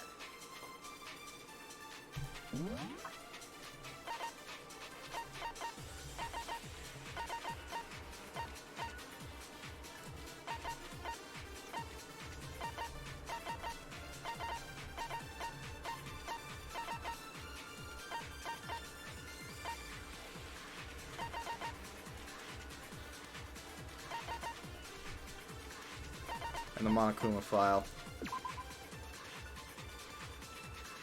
See, because we're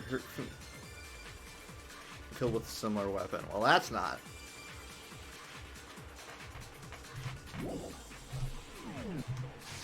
Well, there's only one other thing I can think of. So, I wonder if or perhaps it was. We already know what order Taka came last. What makes you say that? Because of the numbering of the Justice Hammers. What? What am I missing then?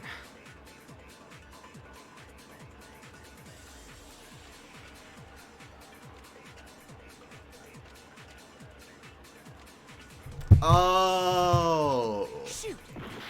Hang on.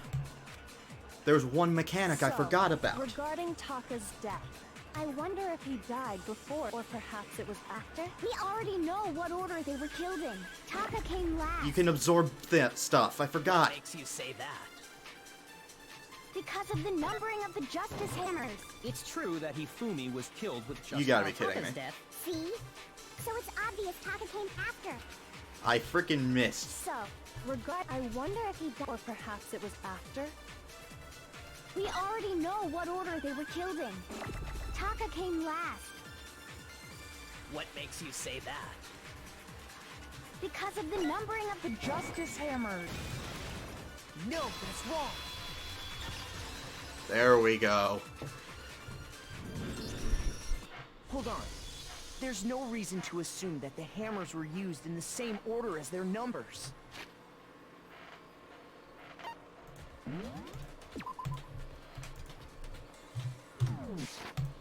If anything, that's just another way the killer tried to disguise their actions. So you're saying the culprit wanted us to think the hammers were used in order, but in reality, Taka was killed before Hifumi? Okay then, let's see the proof. Evidence that proves Taka was killed before Hifumi? Feel like there was something. Oh, crap.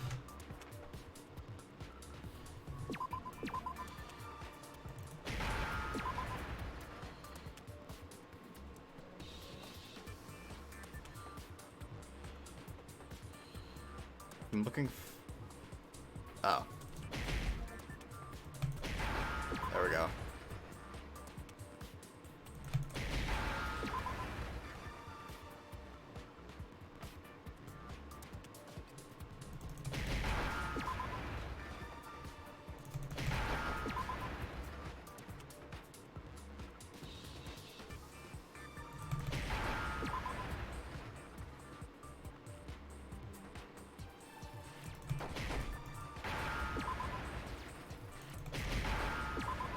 Got it! Now I understand. Hey, what's up, Monica? I've got it. Taka's wristwatch. See? Look. It broke with the hands pointing just past 6 o'clock. It must have gotten broken when he was attacked by the killer. Because as of last night... Hey, you! How long you gonna keep us waiting? Taka's irritated voice pierced the air as he stared pointedly at his wristwatch. It's almost 10 o'clock, you know that? Bedtime for all the little boys and girls. So if it wasn't broken after 6 last night, then he must have been attacked around 6 this morning. And that would be his official time of death. But if that's true, then he was killed well before Hifumi. And before Celeste was attacked this morning, which happened around 7. That's right. Taka was killed before any of the other incidents took place. That simple fact slipped past all of us. We made the wrong assumption about the order of events, all because of those justice hammers. That's exactly why the culprit wrote the numbers on each hammer and had them increase in size. That way, when we saw how they were used in each incident, we'd easily make that wrong assumption. Now, if Taka was killed around 6, then everyone's alibis for his murder go out the window. Because when he was killed, we hadn't met up in the dining hall yet. That may be true in the case of Taka's murder, but all of our alibis still hold true for Hifumi's death. That's right. With him, at least, we're all safe. I'm not sure. We just saw this flashback. Are you kidding me? Huh? What was that? That came from downstairs. It must have been Hifumi. He's in the nurse's office. This is bad. Come on, we have to go back. When we heard Hifumi screaming, we were all together. Except for Hiro and Kyoko. Then we all ran down to the nurse's office, and that's where we found his body. That's totally true. We're all in the clear. Oh, I know! They must have recorded him screaming on a tape or something, then played it later on! If that's true, where's the tape? I don't know. Don't just go making stuff up. Anyway, we all have rock-solid alibis for when we heard Hifumi scream. Since all of us were there together, clearly none of us could have killed him. And it does not stop there. There was also the moment when we discovered his body had disappeared. When his body vanished from the nurse's office, Hina and I were in the bathroom together, while everyone else was in the equipment room, correct? And then there's the disappearance of Taka's body from the equipment room. At that time, we were all gathered together in the nurse's office because of Hifumi going missing. Well, don't forget, I was passed out in the equipment room the whole time. Wait, then what if Genocide Jill did it? She could have dragged Taka's body out of there right then! She was passed out. Even if she could pull that off, there's no way she could have done the same with Hifumi's body. Because, as we just established, she was passed out in the equipment room when his body disappeared. Besides, I didn't do either of them anyway. In other words, I feel like it is impossible that any of us could have killed Hifumi or moved either of their bodies. On the other hand, Hiro and Kyoko had disappeared, so they most certainly could have done those things. Hey, Kyoko, you might want to start trying to clear your name now. So what now, Kyoko? For now, we can't get fixated on who did it, or we'll just keep going around in circles. So instead of who, I propose we start talking about how. In particular, I think we need to figure out how Hifumi's body got moved. That's true. We searched everywhere, but we couldn't figure out how to explain his body disappearing. And according to what Celeste said... We could not have been gone for more than a minute or two, though. So then the killer was able... Oh, frickin' heck. So then the killer was able to get in and move Hifumi's body in that short amount of time? It would seem so. His body apparently disappeared in the 1 minute her and Hina took their eyes off of it. But to carry that much weight from the first floor up to the 3rd in that short amount of time? Don't forget, he was still alive. Oh man, yeah! There's no way! It'd be impossible! Well, What if I told you there was a way to make the impossible possible? What? How? If the dead body were to move itself. I knew it. I freaking knew it. He was alive the whole time. And so what I'm guessing happened was he was never dead, nor was he even particularly injured. He was faking that. I don't know why, but he was faking that using one of the blood packets that was in the refrigerator inside of the nurse's office. And then he just moved himself. That's why his glasses were clean. That's why his glasses were clean, and why there was a cleaning rag with blood on it.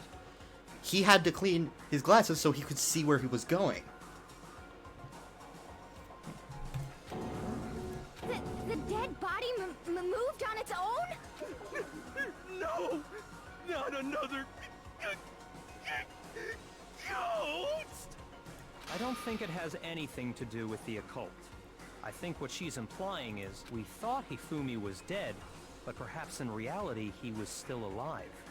He was alive? Are you saying Hifumi wasn't carried out of the nurse's office, but simply walked out on his own? But I mean, we found his body. He was dead. He wasn't. He talked to us. Perhaps he was simply playing dead. It isn't possible. The idea that Hifumi was still alive. Is it really possible?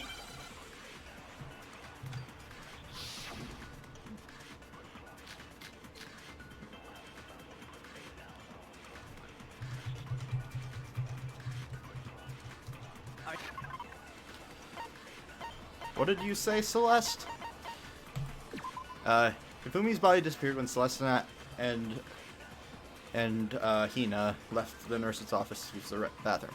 Apparently they weren't gone for more than a minute or two. Well, that's not it. Equipment room bloodstain. Nope, that's definitely not it either.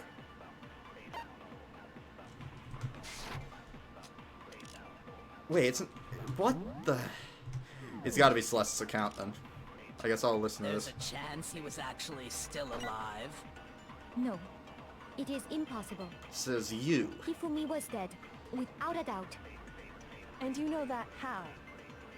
Surely you heard the body discovery announcement along with the rest of us. Hifumi's dead body had been found. And that is why the announcement was made. Are we really so sure about that? Maybe the announcement was intended to signal someone else's discovery.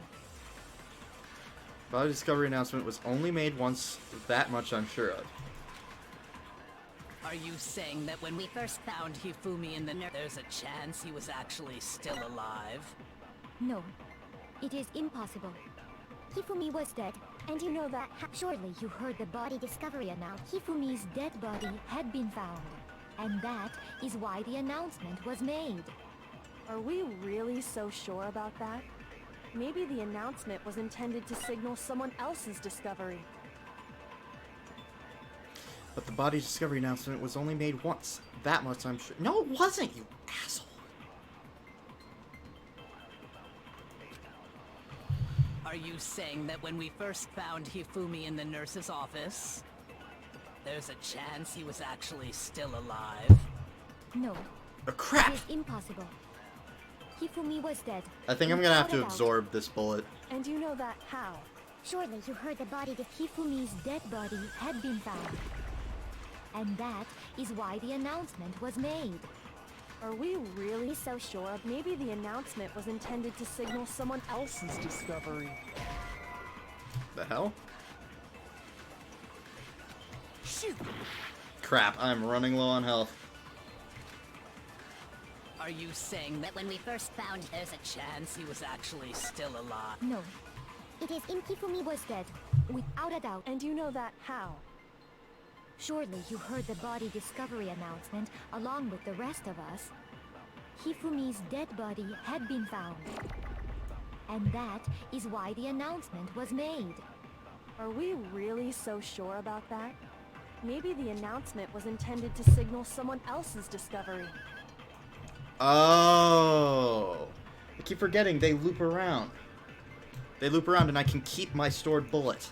Of course. Are you saying that when we first there's a chance you... No. Hifumi was dead, and you know that. Surely you heard the body that Hifumi's dead, and that is... Are we really so sure about that? Maybe the announcement was intended to signal someone else's discovery.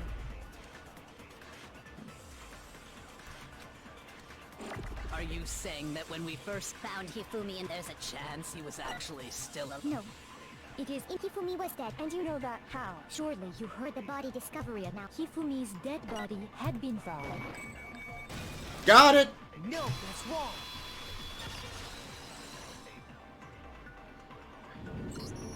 Was the body discovery announcement that was made really intended for Hifumi? Of course it was. The announcement played right after we discovered his body. Maybe. But that was also the same time that Taka's body was found. That's right. It wasn't long after finding his body that we heard the announcement. So there's a good chance we've made a mistake in there somewhere.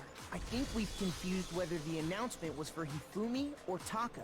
First of all, if 2 bodies had been found, there really should have been 2 announcements. Maybe Monokuma simply got lazy and rolled them together into one. What do you say, Monokuma? Any comment?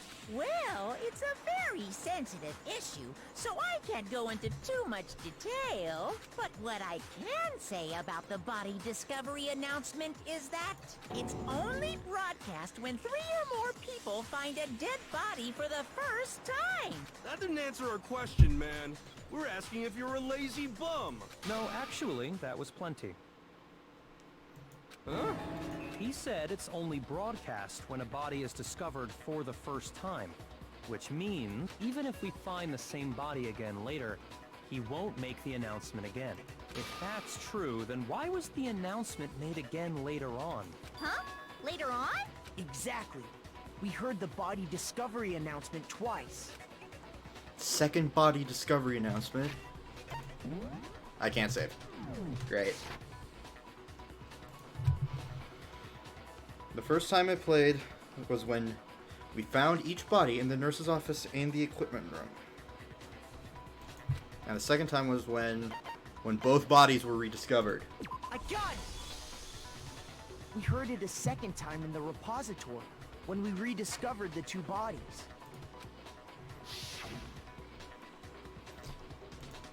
A body has been discovered after a certain amount of time. Yeah, we get it. It didn't seem weird at the time, but it contradicts what Monokuma just told us, doesn't it? Exactly. If we were actually rediscovering both bodies, the announcement shouldn't have played.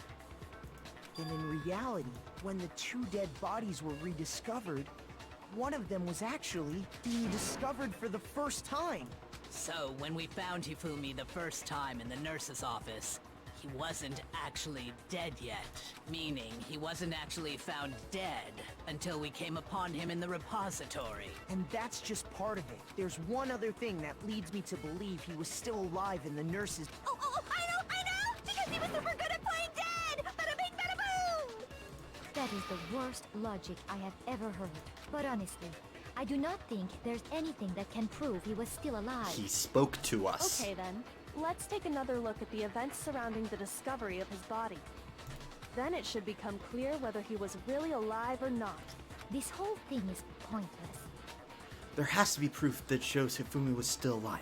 I have to find it and show it. Make your argument. It's Hifumi's glasses. I already know that. Well, here's one thing we do know. The first time we found Hifumi's body was in the nurse's office. And then, while me and Celeste were in the bathroom, his body disappeared. And the next time we saw his body, it was in the repository. But when you compare his body before being moved and his body after being moved, other than the change in how it was positioned, there was no notable difference. That's where you're wrong.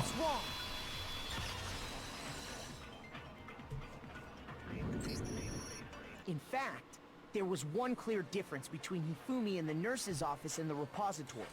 his glasses. That fact alone proves that he was only playing dead in the beginning. Perhaps you'd like to fill the rest of us in? When we found Hifumi in the nurse's office, his glasses were covered with blood. But when we found him again later in the repository, they were spotless. And I found the item he used to wipe them clean in the nurse's office trash can. The evidence I found in the trash can in the nurse's office was... Okay, it's still really easy, even on mean.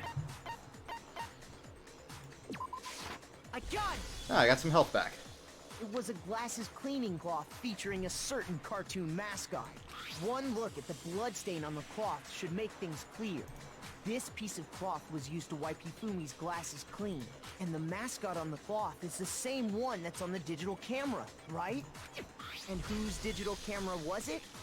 Hifumi's, of course. The character was... Princess Piggles. From Demon Angel Pretty Pudgy Princess, I think. I highly doubt anyone but Hifumi would have brought something like this to school. I see your point. And the only people here who wear glasses are... I wouldn't be caught dead using a tacky piece of garbage like that. A few tissues is all I need to keep my glasses clean. Then there's no question. It belonged to Hifumi. So what you're saying is... What exactly? What I'm saying is, the blood on his glasses was wiped away using his own glasses cleaning cloth. Even if that is true, it does not mean he wiped the blood off himself. But who would benefit from a clean pair of glasses other than the glasses owner? That's a good point. Then it must have been him, right? So let's assume that Hifumi was still alive in the nurse's office. He pretends to be dead. Then when he's alone, he wipes his glasses clean so he can see. Then he stands up and walks out on his own 2 feet. And with that, the impossible task of moving his copious corpse becomes possible, wouldn't you say? But then, if he was just pretending to be dead... What was with all that blood? Was it paint or something? It was a blood packet. The fridge in the nurse's office contains packs of blood for emergencies. He probably used one of those. Yep. He figured if he certainly was did. gonna play dead, he should go all out. So he just dumped it everywhere. But he got crazy with it and had to wipe his glasses off when he was done. God, what an idiot. And if Hifumi was still alive at that point, the disappearance of Taka's body is easily explained. It should be perfectly obvious who must have moved Taka's corpse. The one who moved Taka's body was Sakura, Hifumi, Taka himself. It was Hifumi. I got it! It could only have been Hifumi. While we were all gathered in the nurse's office, he went to the equipment room and took Taka's body. That also explains how the door to the repository got locked. The door was locked? Well, after the bodies disappeared, we all went looking for them, right? So me and Sakura headed for the repository. But when we got there, the door was locked. And the repository door can only be locked from the inside. Which means, when Hina and Sakura got to the repository, someone was already inside. And it could only have been Hifumi, who just finished stashing Taka's body there. He convinced us all he was dead, and when he saw his chance, he dragged Taka's body to the repository. So, Hifumi wasn't just another victim in this case. He was one of the assailants. But that means he took part in the murders. I just can't believe it. If you're having trouble, would you like me to show you one more piece of evidence?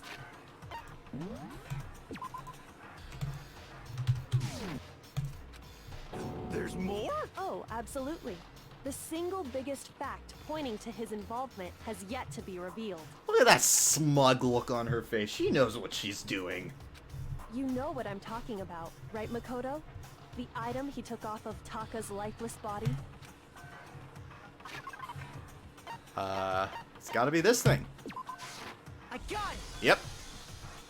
You're talking about the note Hifumi had hidden away, aren't you? Hidden note? That's right. We found it stuffed in his pants. What? In his Scroll past that one. Scroll past. pants? No, you scroll past it even more, Genocider. Yes, his pants. What? Okay, well, forget about the pants for now. Take a look at what the note says. I found a hole maybe we could use to escape. Monokuma can't find out, so don't tell anyone else for now. Let's meet in the equipment room at 6 a.m. Ah, that's the note I was telling you about. The one that told me where to go. Huh? Wait, this one's a little different. In my note it said, Monokuma can't find out, so don't tell anyone else for now. Let's meet in the rec room at 1 a.m. I see. Then this note isn't the same Monokuma? one Hiro got. Monokuma, you gonna say anything about that? It's not the same? In other words, the killer got in touch with another person besides Hiro. Huh.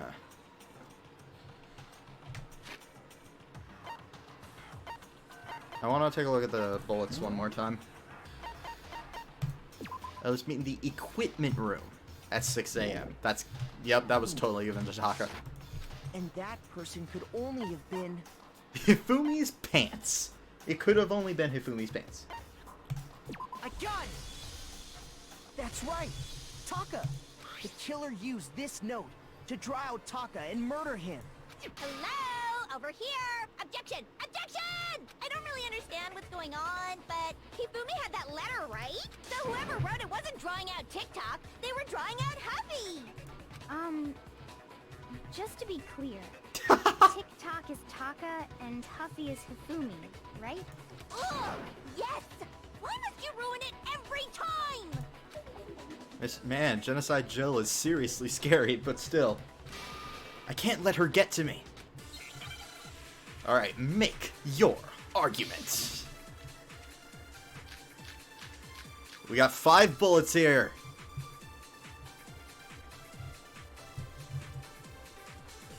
Huffy had the note, right? Then the person it was intended for must have been Huffy! But remember what the note said. What time did it say to meet? 6 a.m., I believe. The time doesn't matter!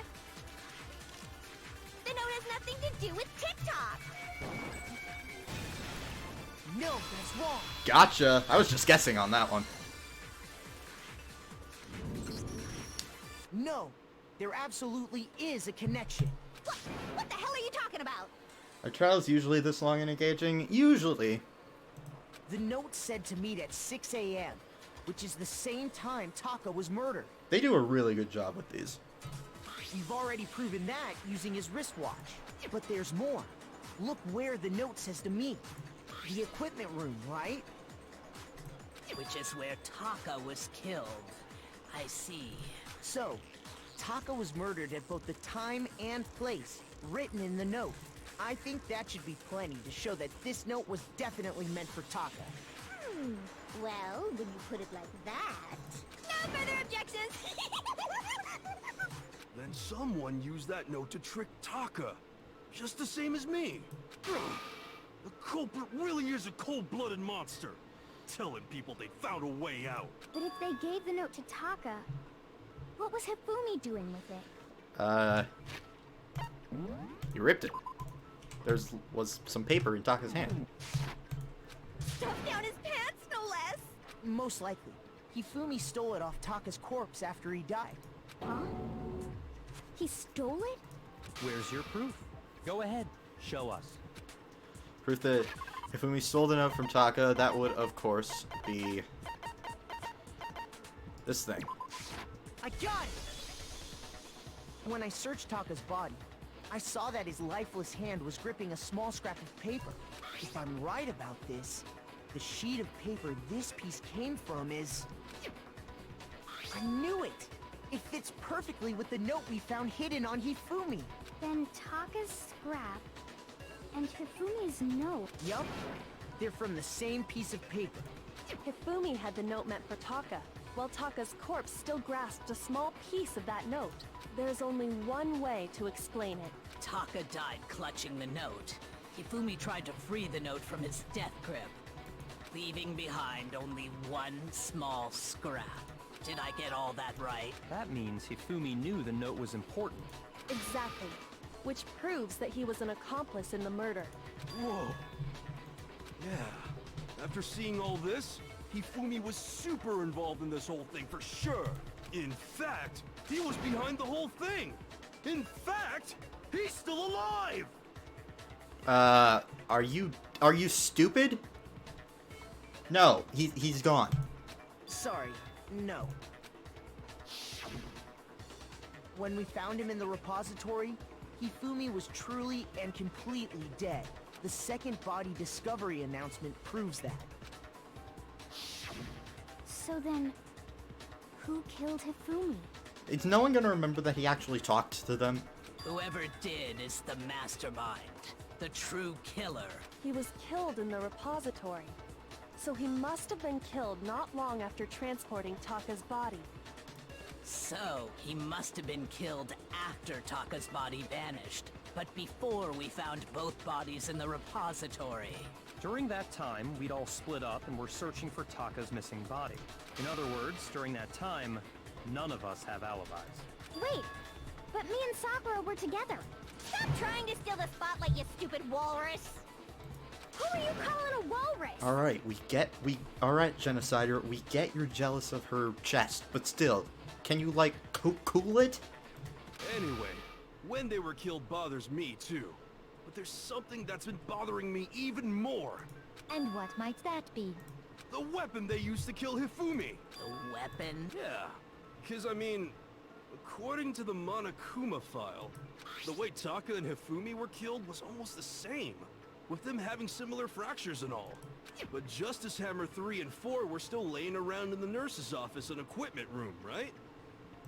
So if Hifumi was killed in the repository... my god. I get it. I get it.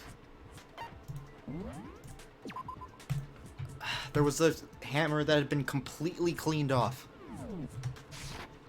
A single Koko hammer. would have had to grab one of the hammers, kill Hifumi, then put the hammer back where they found it. But wouldn't that be seriously risky for him? I'm surprised. It seems there's some semblance of a brain knocking around that skull of yours after all. Hell yeah, it's packed in there good and tight. He's right, though. I don't understand it either. It's not that hard.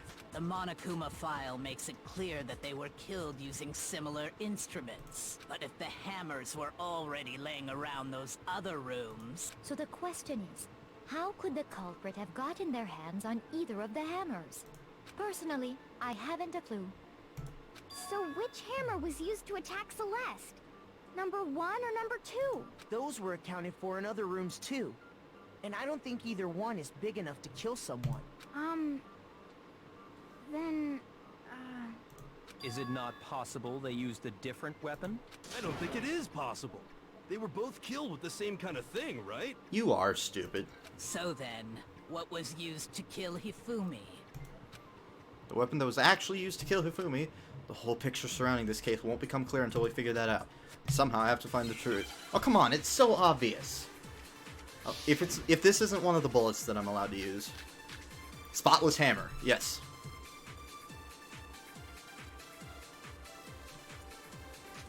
What was used to kill Hifumi? Was it Justice Hammer 3? Maybe Justice Hammer 4? Well, whatever it was, there's one. How was the culprit able to move around so freely with the weapon? How did nobody witness them carrying it? Sounds like a Justice Hammer 5 is about to make its appearance! Check out murdergear.com/hammertime for more info! Well, one thing seems pretty clear. The murder weapon had to be one of the Justice Hammers!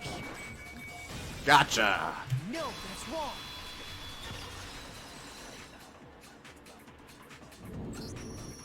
The murder weapon wasn't a Justice Hammer at all. No, it was something completely different. But, seriously? A different weapon? Specifically, a hammer from the repository. The killer could have easily used that to kill Hifumi. Now, all the hammers in the repository were covered in flecks of grit and debris. But for some reason, one of them had been scrubbed clean. Huh? And the reason it had been scrubbed clean was most likely because it was used to commit murder. If the hammer got covered in Hifumi's blood, of course they'd have to clean it off. I'd also like to point out that the repository has all kinds of hammers. Big ones, small ones, and even some flat mallet-like ones. I think whoever made the Justice Hammers used those as a basis for their design. If that's true, that would explain the Monokuma file's note about the wounds being similar. So Hifumi moved Taka's body to the repository, where someone then used a hammer to kill him. And whoever did that is the true killer. The one Hifumi was working with. And the one who betrayed him. Hold on a moment. I still think it's strange to assume someone was working together with him. The way the graduation rule works, there is no benefit to helping someone else carry out a murder. So the idea that anyone would work together like that is simply ludicrous. We talked about this, did we not? We did talk about how there wouldn't be any reason for anyone to work together. At least, that's what we thought at first, but...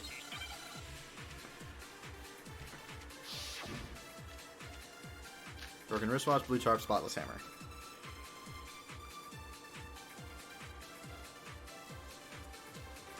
Based on the rules that have been laid out for us, even if more than one person is complicit in the murder, I don't think any of these are it, so only I'm going the to one absorb who actually one of the carried things. out the act can graduate and survive.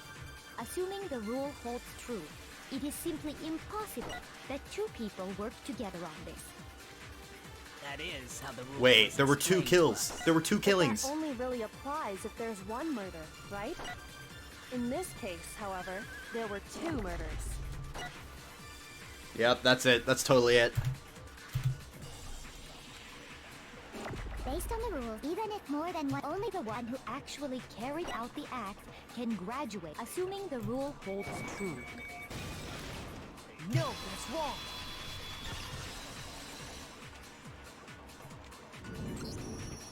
Since there were 2 murders, it's at least plausible that more than one person was involved. What do you mean? If there'd only been one murder, then yes, the idea of an accomplice isn't really worth considering. Naturally, if only one person can be saved per murder, an accomplice has no risk versus reward benefit. Risk versus reward benefit? The payoff for working together. The reward that balances out the risk of taking part in a scheme. There's no point in being someone's accomplice if there's no benefit to you. However, if there were some potential mutual reward for the risk, then cooperation becomes possible. You're saying that 2 people could act as each other's accomplices to commit 2 separate murders. I think that's what the true killer told Hifumi. They would each have an accomplice for their crime, and based on the case's events, Hifumi would have been the first one to act, murdering Taka. They made him carry out the first murder so he couldn't back out of helping them later on. So in this case, there wasn't one single person committing multiple murders. Instead, each person killed someone, creating 2 separate incidents. And it only looked like one person because that's how the true killer designed it to look.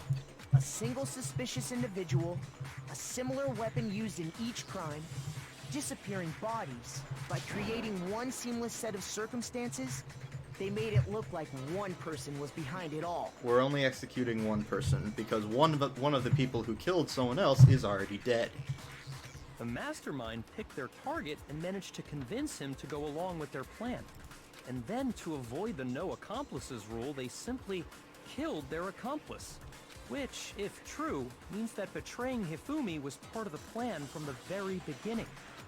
That's just awful. How could anyone be so cruel? You think so? I can't help but admire its cunning. Still, their choice of accomplice seems odd. The effort made to convince us the 2 murders were the same. That was the main characteristic this time.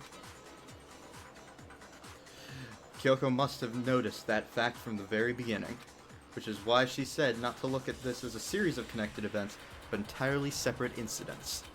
Kyoko really is amazing. Although, when you think about it, she's almost too amazing. Like, it's almost unnatural how good she is at this. I understand You how didn't an realize accomplice that? could be involved. But then, who was the one pulling Hifumi's strings? That's problem numero uno right now. The true killer manipulated Hifumi to carry out a number of actions, and in the end murdered him.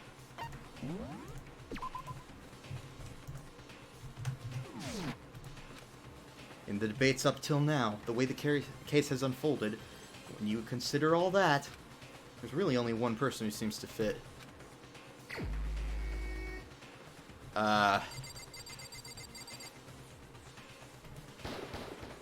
Here's my answer. It's gotta be Celeste, right? It was Celeste. Yep. Ah, so I'm the suspicious individual now, am I? I really do hate this kind of joke. A joke? I wonder. So what you are saying, then, is that I specifically chose to work together with Hifumi.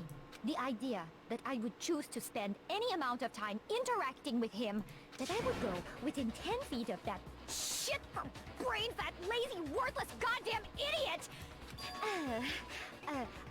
Pardonnez-moi. Okay, she's attempting a French accent, clearly, but it is breaking. Just to be clear, there is evidence to support it. Is that so? It is. Throughout the investigation, there was certain behavior that was common only to the two of you.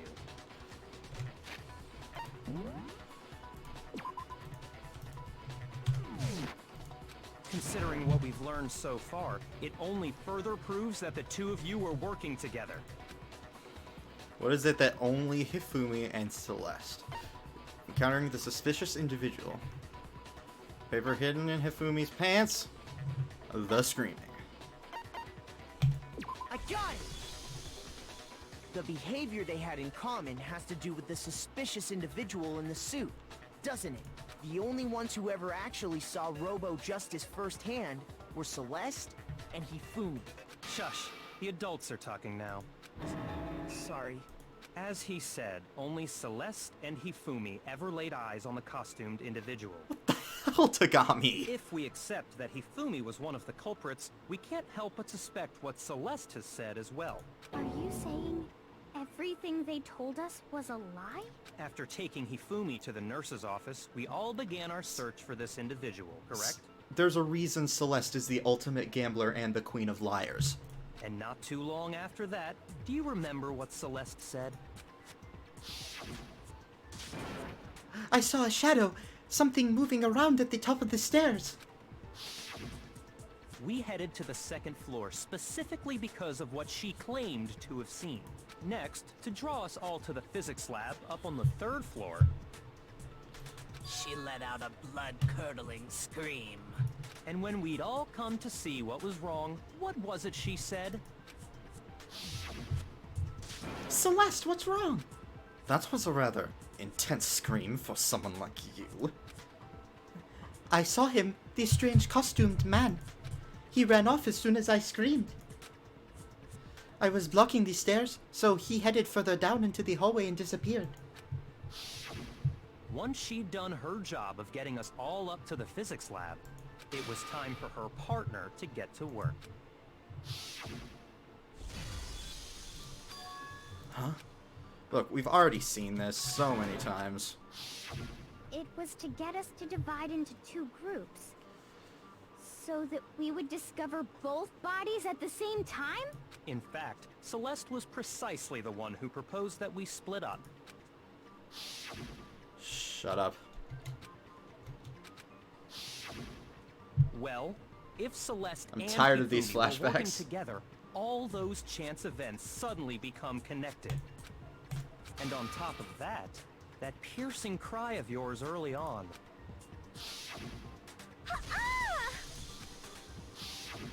That was to signal Hifumi, wasn't it? It was your way of telling him, we're on the third floor, everything's going according to plan. Why else would you let out a scream that could have carried across the sea? I just realized another strange thing. When we found Hifumi in the nurse's office, who we now know was only pretending to be dead, I certainly was not expecting this. I did not imagine that Hifumi would be murdered. Celeste, you were the first one to say he'd been murdered. You wanted to make sure we wouldn't have any doubt in our minds. I don't believe it. Everything. The whole thing was one big act. Hina, you were with Celeste when Hifumi's body disappeared, right? Yeah. I was feeling kinda sick, so Celeste took me to the bathroom. Wait! Then that was... She wasn't worried about you. She just saw a chance to help Hifumi sneak out of the nurse's office.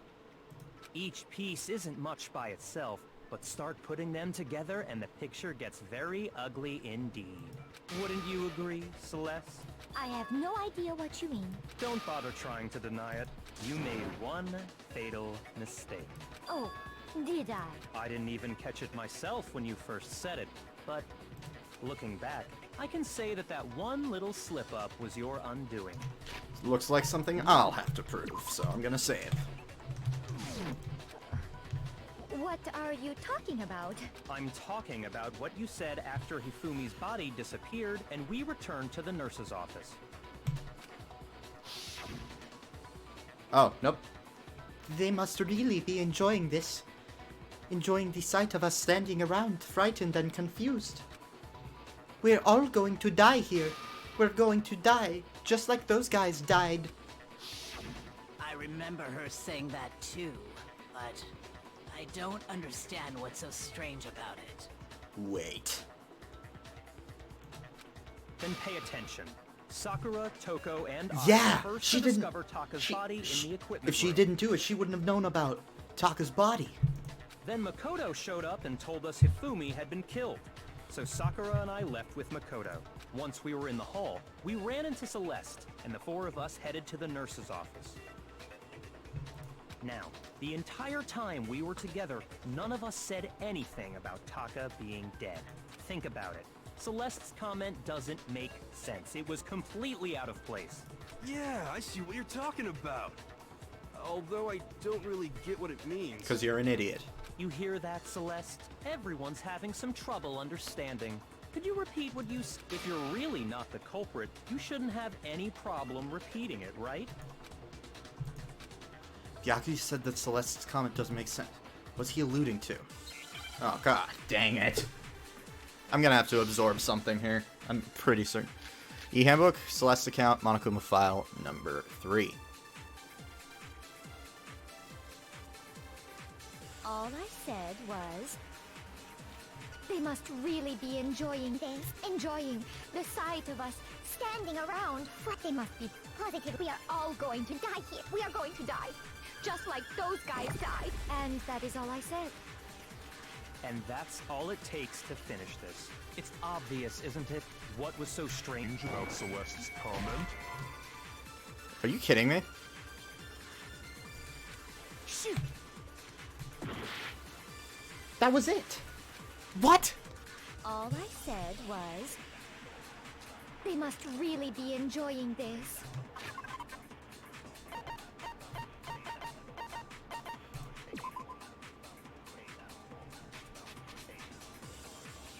Nope.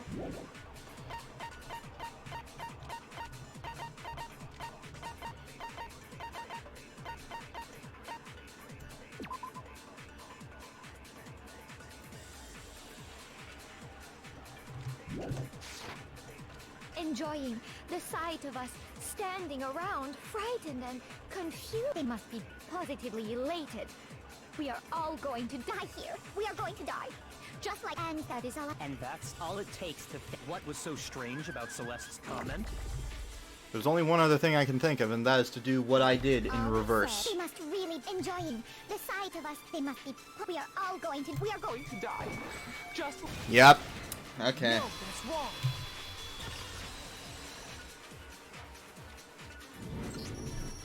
That's right. There's no reason Celeste should have said, just like those guys died. When she said that, none of us had told her Taka was dead. Exactly. And we didn't run into her until after we were all out in the hall. So there was never any chance for her to have seen his body in the equipment room for herself. So how did you know, Celeste? How did you know more than one person had been killed? And how did you know they were both guys? Because Kyoko had also disappeared, right?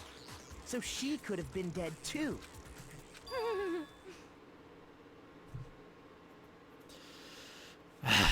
This is it. You all have have such vivid imaginations. You know that? Imaginations? You claim that I was lying when I told you about the suspicious person I saw. Then what about the picture I took? You're dodging the How question. do you explain this picture of the costumed villain dragging Hifumi away? At this point, we know Hifumi was It has to faking. be some kind of setup, right? We know Hifumi was faking, and we know Hagakure was unconscious. Hifumi had to have been carrying Hagakure and posed for that photo. So let's put the suit on, and then she used the camera's timer to set up the picture. Have you so quickly forgotten? You are the only one who could have possibly fit into that suit. Plus, I happen to know that this particular camera does not have a timer. In other words, it is an unassailable fact that this is a picture of Hifumi being dragged away. No, it's if not. Everything I told you was a lie, how can this picture exist? Simple.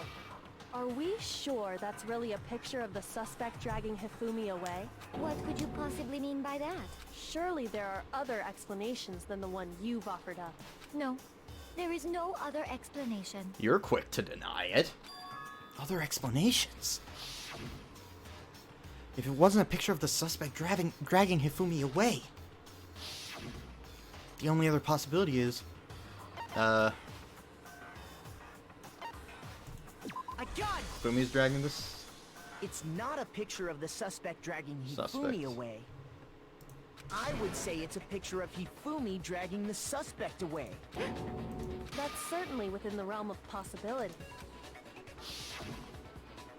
The one being dragged off in that picture isn't Hifumi, but the person in the robot suit. We've simply been led to believe that it's the other way around. And the strange costume might only exist to lead us astray even farther. If you saw someone wearing something like that in this situation, of course you'd notice and be suspicious. That's what happened! You put me to sleep and made me out to be the bad guy in all this! Such a thing is utterly impossible. Hifumi was dragging him away? Ridiculous. Is it? I don't think it's ridiculous at all. Then shut your mouth and allow me to educate you. Celeste thinks she can prove there was no way Hifumi was dragging the suspect away. but is that really possible?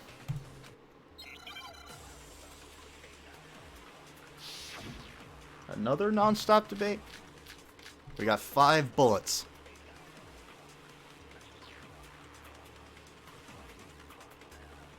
You dressed me up in that suit after I passed out. Then you just draped me across Hifumi and had him carry my weight. You tried to make me look like the bad guy. Like I said, ridiculous. As you can see in the picture, the suspect is standing perfectly upright. If the person inside the suit was unconscious, there's no way they could stand up straight like that. Then the fortune-telling idiot is the culprit after all! No way! Oh god.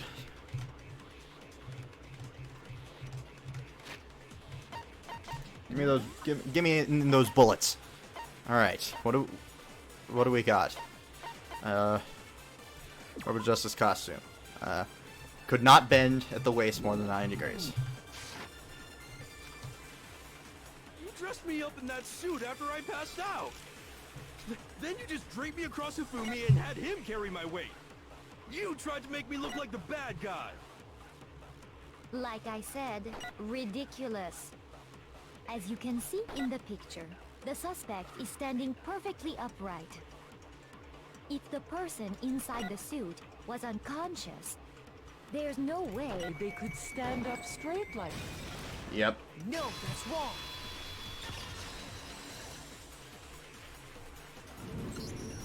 No. Even if the person inside the suit were unconscious, they could still stand up like that. Because that Robo-Justice suit had a certain characteristic. You totally can't bend at the waist. Seems like a pretty obvious oversight. That's right! They totally made a mistake when they made it, so it couldn't bend at the waist. I'm not so sure that was a mistake. I think the suit was designed from the beginning to be used the way it was. Well, that's a freak out. Celeste and Hifumi took the suit they'd specially designed and stuffed Hiro into it. That's how they were able to fake that whole thing. The point of it all was to make us believe whoever was in the suit was to blame. Well then, She's I getting suppose mad. this is checkmate. Checkmate?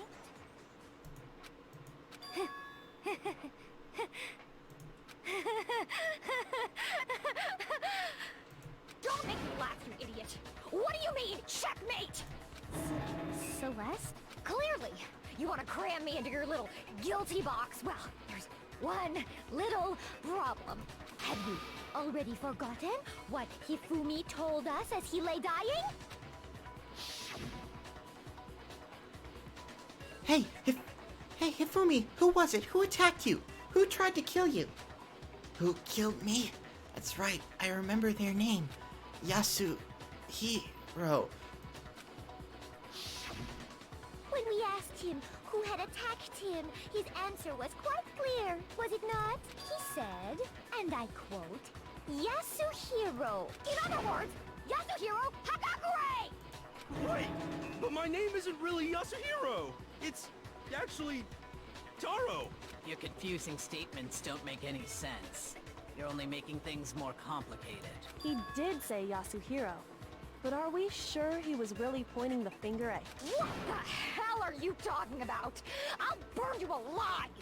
Kyoko, what do you mean by that? Think back to how Hifumi used to talk to us. How did he refer to each of us? She said people's last names. I got it! That's right! Our last names! He called us all by our last names! Exactly. I know I heard him say Mr. Naegi more than once, for example. So if Hifumi did mean to say Hiro's name, he would have said his last name, Hagakure. I'm sure it was just incidental. By chance, his first name. Indecent? Don't talk. Random chance. Now isn't that a convenient explanation? No. There's no reason to think he would have said the name any different than normal, but he must have run out of energy before he could say any more. So Hifumi was trying to tell us the last name of whoever killed him? But the name he said doesn't apply to anyone here. We said at the beginning of the game, we think Celeste is Japanese. Does the name Celestia Ludenberg sound Japanese to you? I don't think so. Well, no. Hold on. There's one person it could apply to, and that's Celeste. She never actually told us what her real name is. What did you just say? To think you take your false accusation so far, I don't know whether to laugh or spit! Come on! Enough with your idiotic blather! Yasuhiro is a loser's name! Do I look like a loser to you? Yes. Well, do I? Well, that's nightmare-inducing. What? I think I've earned the right to be a little on edge. Okay, then fill us in. What's your real name? Fine. Make sure your ear holes are wide open and listen up! My real name is Celestia Ludenberg. Could you please stop making me repeat myself over and over again? Celeste still won't give up, so then I have to do something to make her accept it. In the form of what will probably end up being a bullet battle. So let's do it. Oh, nope. Never mind. It's a non-stop argument. Rebel Justice, E-Handbook, Spotless Hammer, Yasuhiro's Message, Oroba Justice Blueprints. Oh, it's the E-Handbook. The E-Handbook shows their real names. Hifumi was trying to tell us something. He wanted us to know the killer's last name, Yasuhiro. Frick. There's one person here who might have that. That's a very short time limit. It would have to be you, Celeste. You haven't told anyone what your real name is. How many times do I have to tell you? My name. Celestia Ludenberg, god damn it! How long do you plan to go on pretending? I'm not pretending. It's the truth. And since you have no way to contradict me... Yes, I do. No, that's wrong.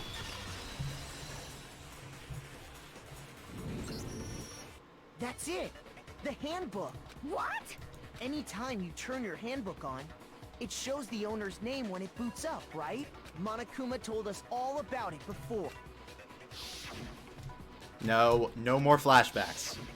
So all we have to do is check her handbook, and that'll clear up everything. That's how we can find out Celeste's real name. That's an invasion of privacy. I refuse to cooperate. Celeste, can you please just tell us what really happened? Please. Just tell us. Even when I'm put in check, it's just my nature not to give up. Because...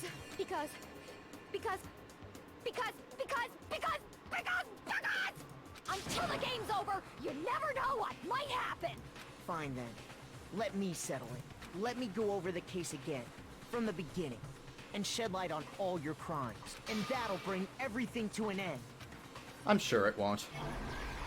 Then again, we already did have a bullet battle, so...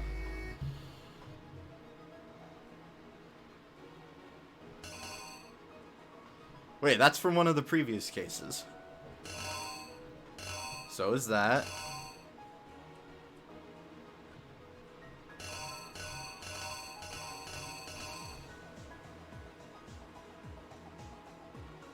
Okay. Let's see.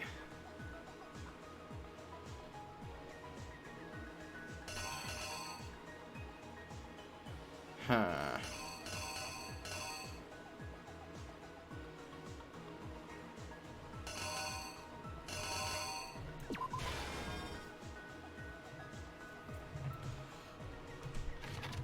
I have 10 minutes to do this.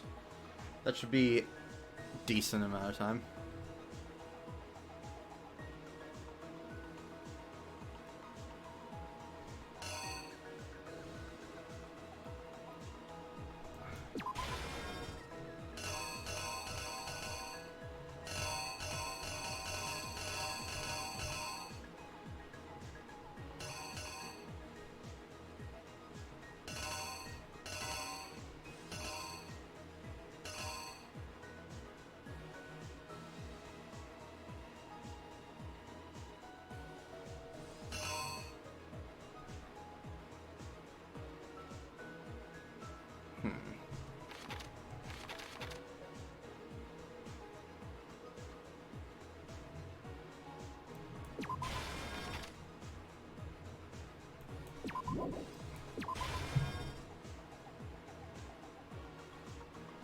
No, she's still alive, currently.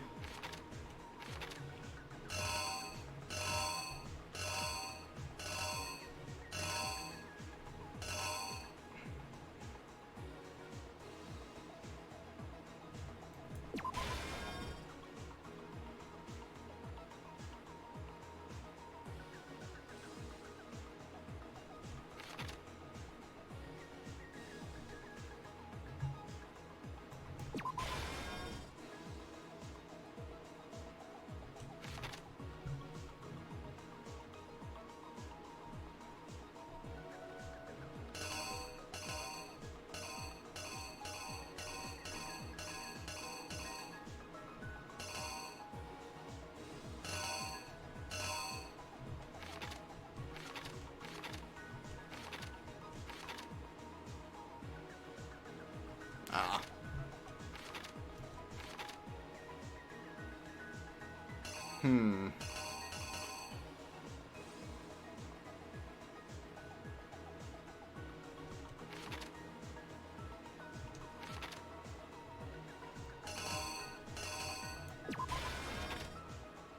I think... Yeah.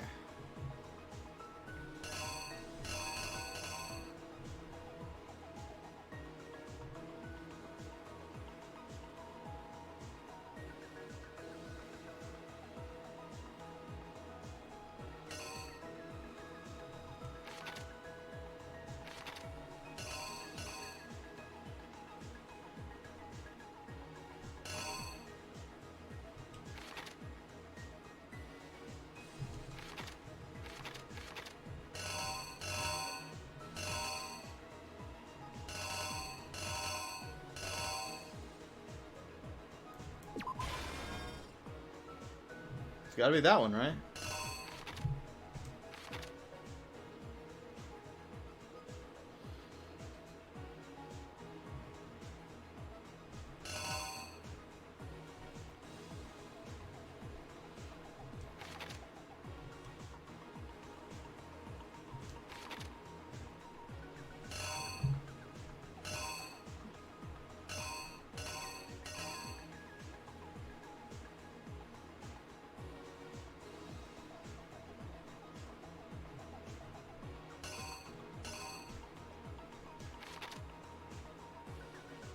Oh, well, that's not the right frame.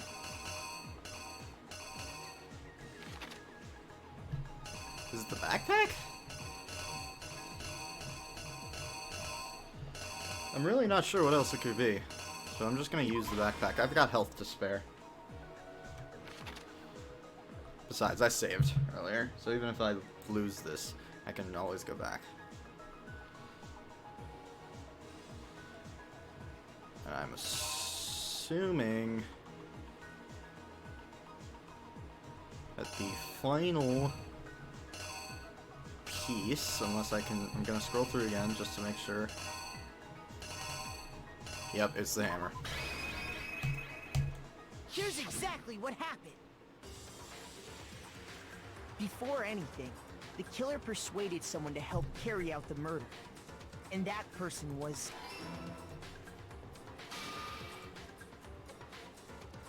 Hifumi. With an accomplice, the killer was able to execute a number of otherwise impossible schemes.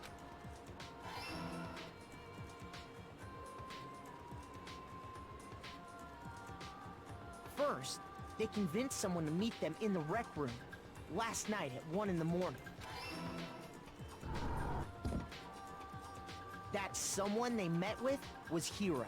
The murderous duo intended to pass Hiro off as the prime suspect. So when they met up with him, they drugged him, knocked him out, and stuffed him into the Robo-Justice suit. Ah, crap. Not quite.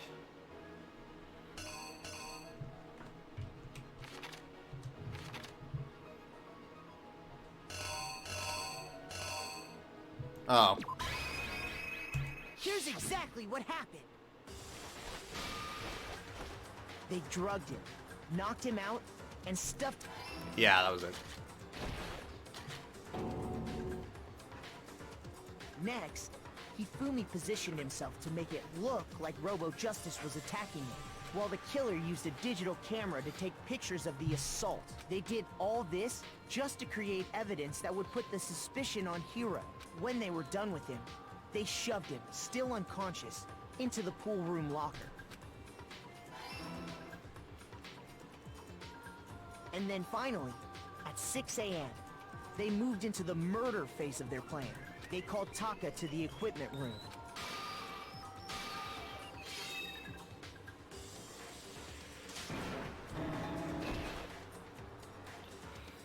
And that's where Hifumi killed him, making it the scene of the first murder.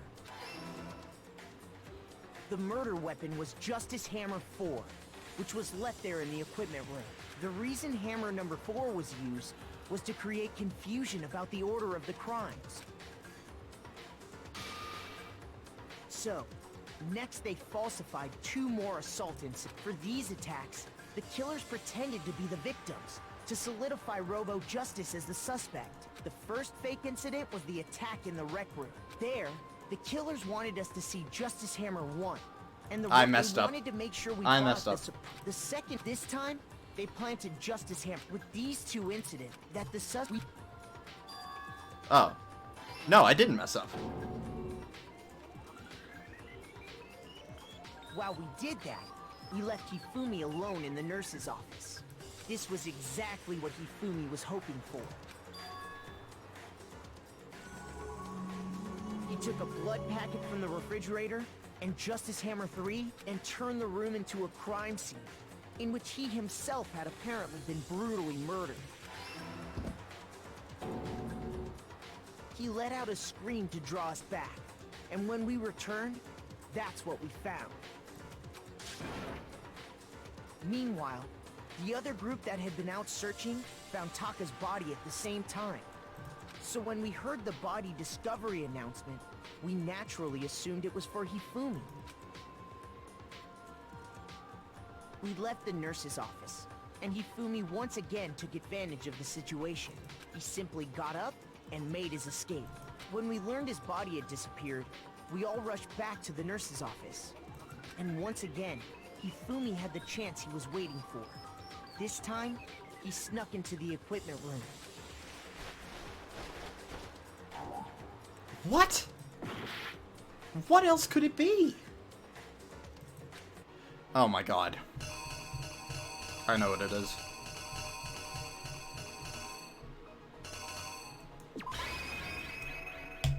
The killer is you!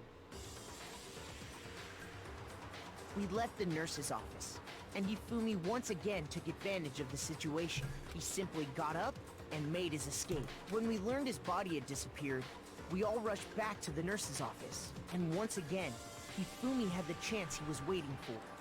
This time, he snuck into the equipment room.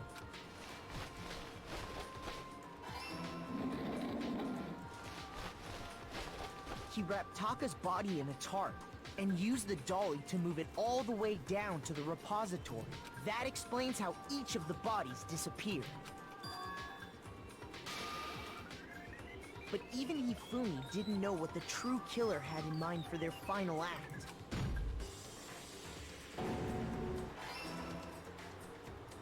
Their plan all along was to kill Hifumi and get rid of the one person who could betray them. And they did it using an ordinary, everyday hammer from the repository.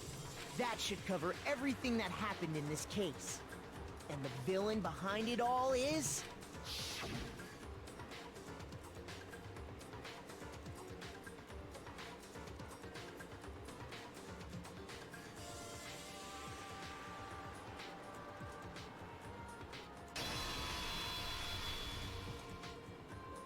Celeste! Sorry, you lose. I lost? I lost? When was the last time I was forced to utter such words? They hang heavy around my neck.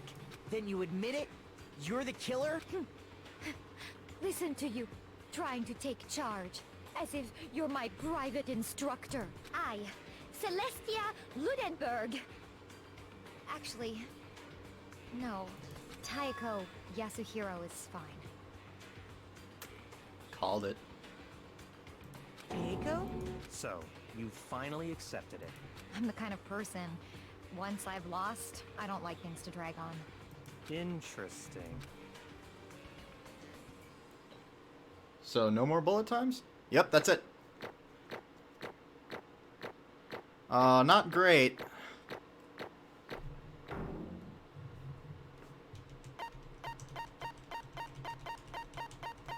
Two B ranks, but I'll take an overall A. 119 coins. I'll take it. Okay, Monokuma. I'm ready to begin.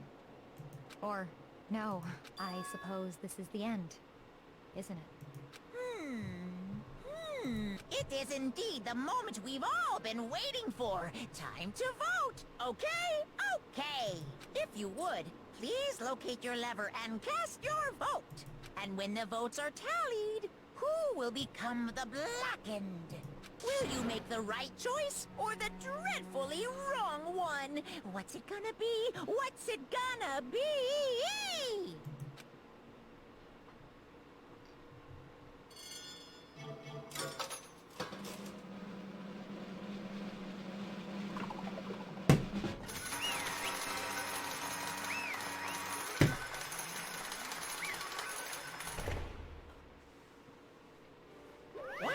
It's basically a formality at this point, but once again, you're totally correct. The Blackened this time, the true killer who devised the whole stinking scheme was... Celestia Ludenberg, or more precisely, Taiko Yasuhiro! Honestly. I lost. Well, that sucks. I guess trying to work with someone else was a mistake after all. Hifumi's ineptitude was beyond all my calculations. I knew it. So you really did approach Hifumi with this plan. But how did you get him to agree? I can't imagine he would have happily agreed to commit murder. I'm sure she relies on her specialty, lying. My specialty? Don't make me laugh. I didn't have to lie to get him to agree. So Yeah, I'm losing the accent for her. Because we all know it was just fake in the first place. Then did you use, you know? I knew you'd figure it out, Kyoko. You're absolutely right. To get Hifumi to act as my accomplice, I used her.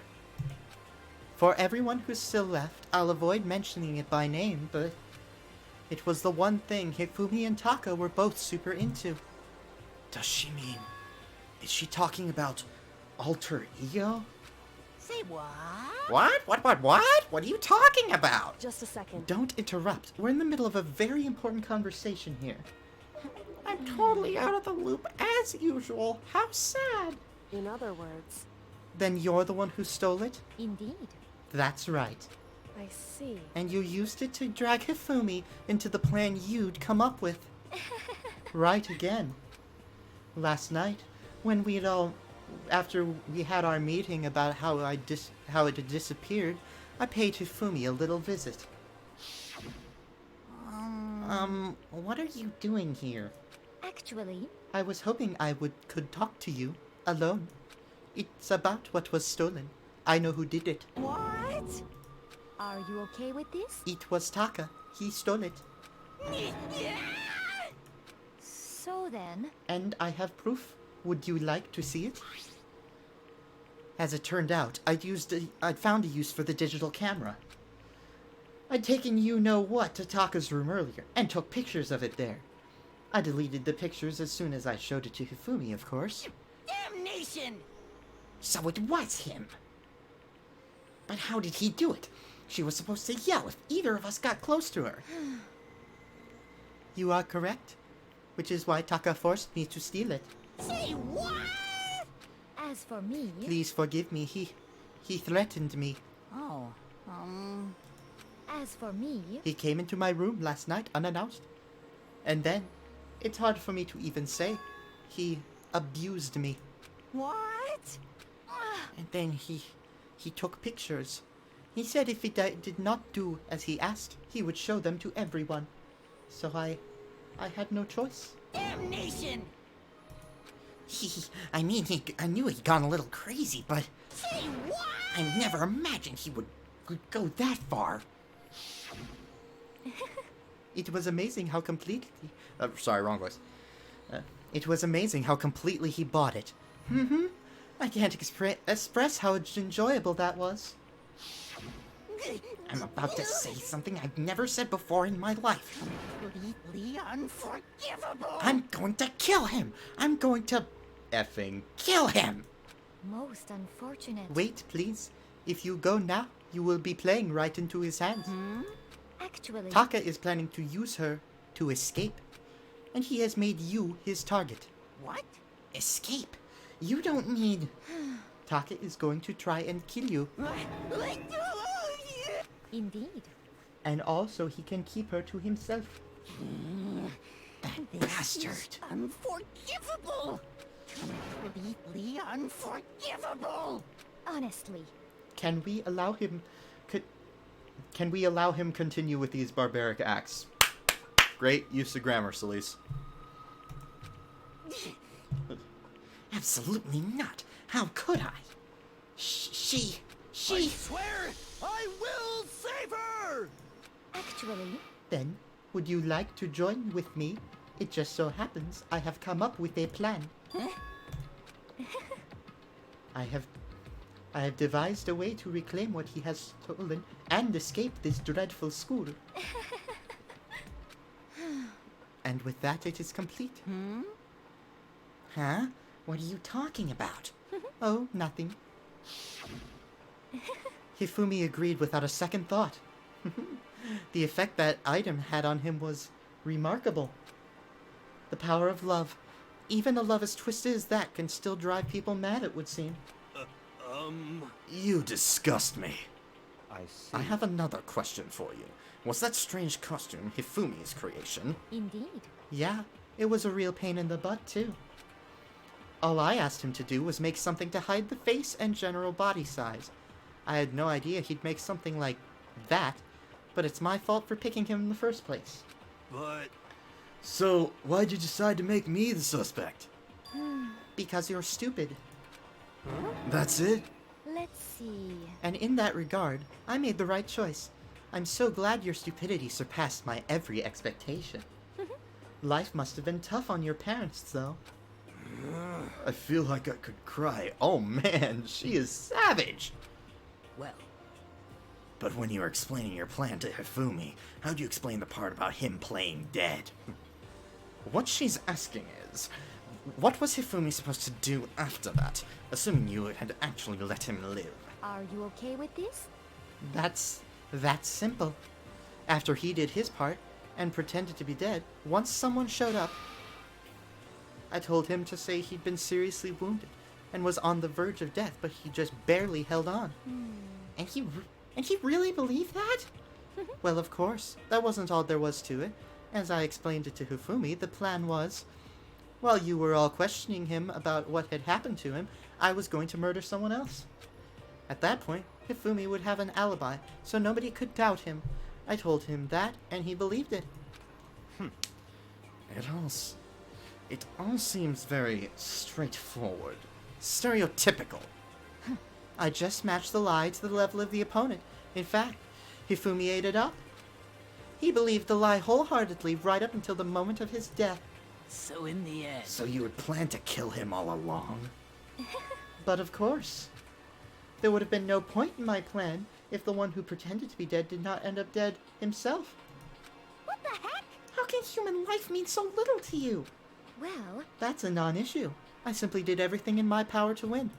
Don't be mean! Now you sound like Byakuya! I wonder about No, that. he derives his pleasure from the thrill of the hunt. In that aspect, we are nothing alike. Why? Then, what made you take things this far? What the heck? Was it really just for money? Are you talking about the $10 million Monokuma offered us? That is a lot of money, it's true.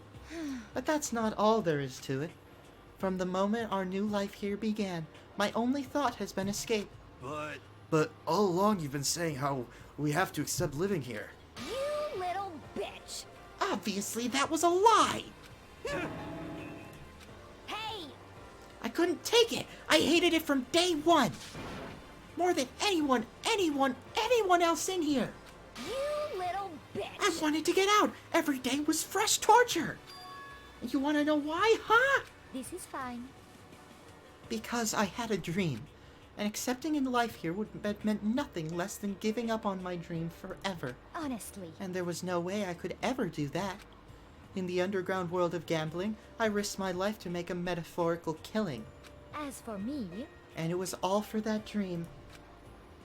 And what was that dream of yours? isn't it wonderful? To live in a European castle.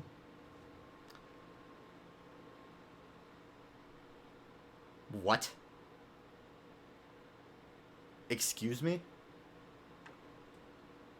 You're calling me a bitch?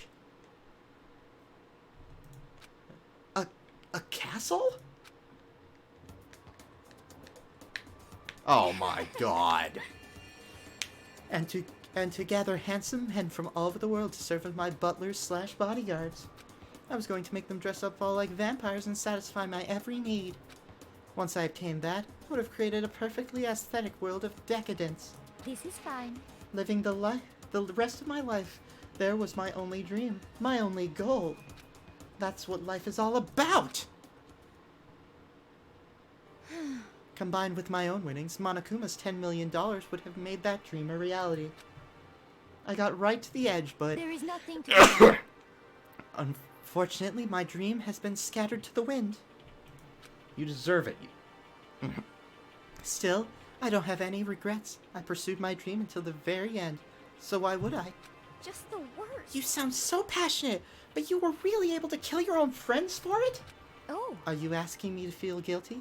That's a pointless endeavor. I think nothing of sacrificing others for my own ends. I feel nothing. do you understand? That's all there is to me. that's what makes me complete? Isn't it terrifying how different our values are? There's simply no room for understanding. What is this? That's what we should be saying, and plus, how can you be so calm? Don't you realize you're about to die? Why aren't you scared? My ability to lie is unrivaled, and I take pride in that. It's not just other people, I can even fool my own emotions. The conscious deceives the unconscious. And that's why you're not scared? Yes, That's indeed. right. I don't fear death. Kill me however you'd like. But you know, if I could be reincarnated, if I had a choice, then Isn't it wonderful? I think I would like to come back as Marie Antoinette. Hey, You just get executed again.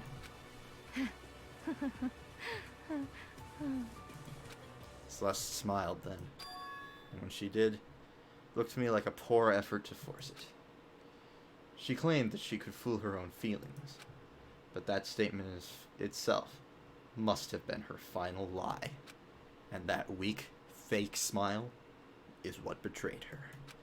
Thrills, chills, kills! You all done? Okay, then let's get rolling. The Blackened disturbed the peace and must pay the price. Now then, I've prepared a very special punishment. For her, the ultimate gambler, because I'm too screwed in the head to remember which name she's going by. Let's give it everything we've got. It's punishment time! I guess I'll let Kyoko hold on to this. What? This is... Will it really give you the hope you're looking for? I can't say I ever saw it that way. Which is why, actually, it's not important. Well then, take care, everyone. Perhaps we'll meet again. In another life.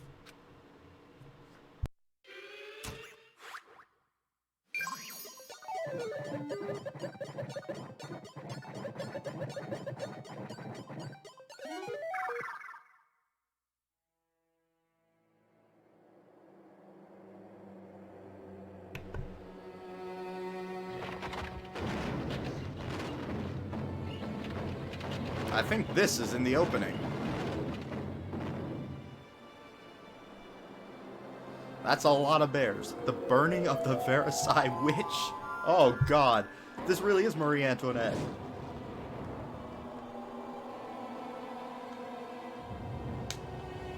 Oh, this was in the opening too. So that was fire. Okay. It was pink, so I couldn't really tell.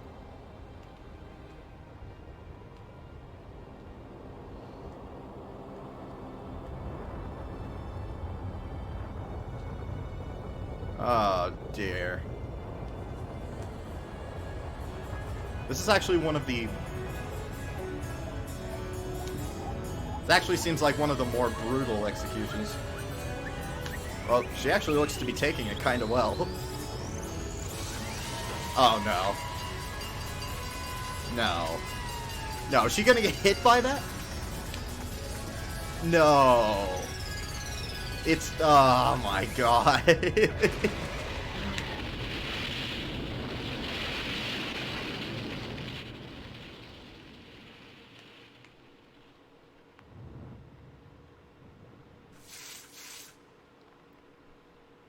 Honestly, that's one of the least brutal executions that we've seen so far.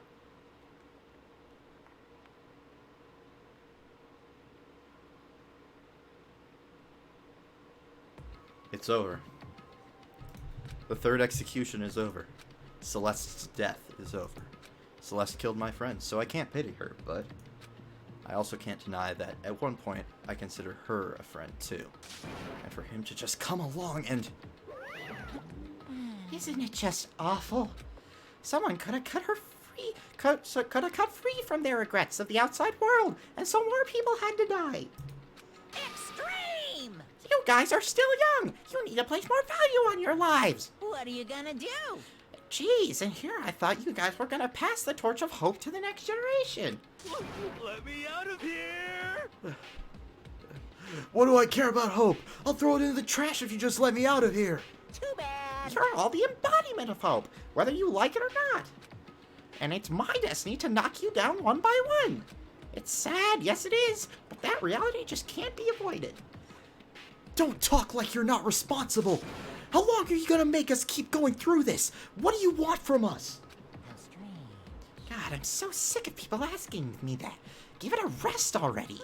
So anyway, Kyoko, did I see some kind of key type object from Celeste? Hey! So, what's the deal with that? What? Huh? What's the matter? So then, I'll answer your question if you answer mine. you... What did you do? What did you do to me? Ooh. What? Hey, Answer me. What did you do to my body? Ooh. Oh man, oh jeez. What do you mean, what did I do? I have no idea. I don't know anything about it. What was that just now? The mastermind did something to Kyoko's body. That's... Hello. Could it be amnesia?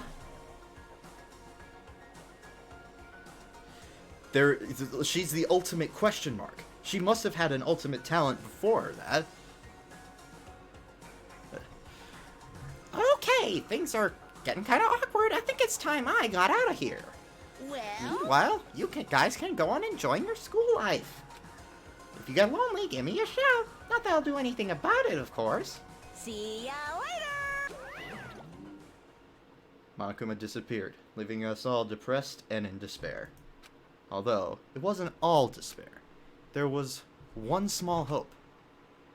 Hey, Kyoko, Monokuma already mentioned it, but what's the key that Celeste gave you? so... Most likely, it's the key to one of the dressing room lockers. What? Then that means... Celeste probably hid it in there. Hey, I suppose sometimes it's easy to miss what's right beneath your nose. Well then, we better go check. Indeed. Good idea. We left the courtroom and rushed to the dressing room. As we approached the dressing room, Kyoko looked back at us and said, Hey, I'm going to go on alone from here. Everyone else head to the dining hall. I'll check in with you later. What? "Why exactly are you going alone?"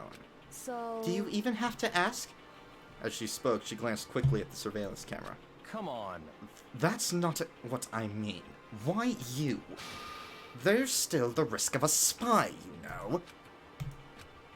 Then I'll go too. What? You? Please let me go. Standing here arguing is just going to draw more attention to us. Goodbye. Do whatever you want.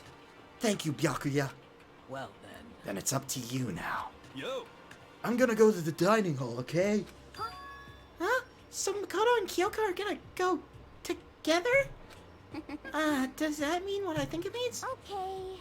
Good luck, Makoto. Girls like her are total pushovers when you show a little backbone. I tried to forget what Hina said.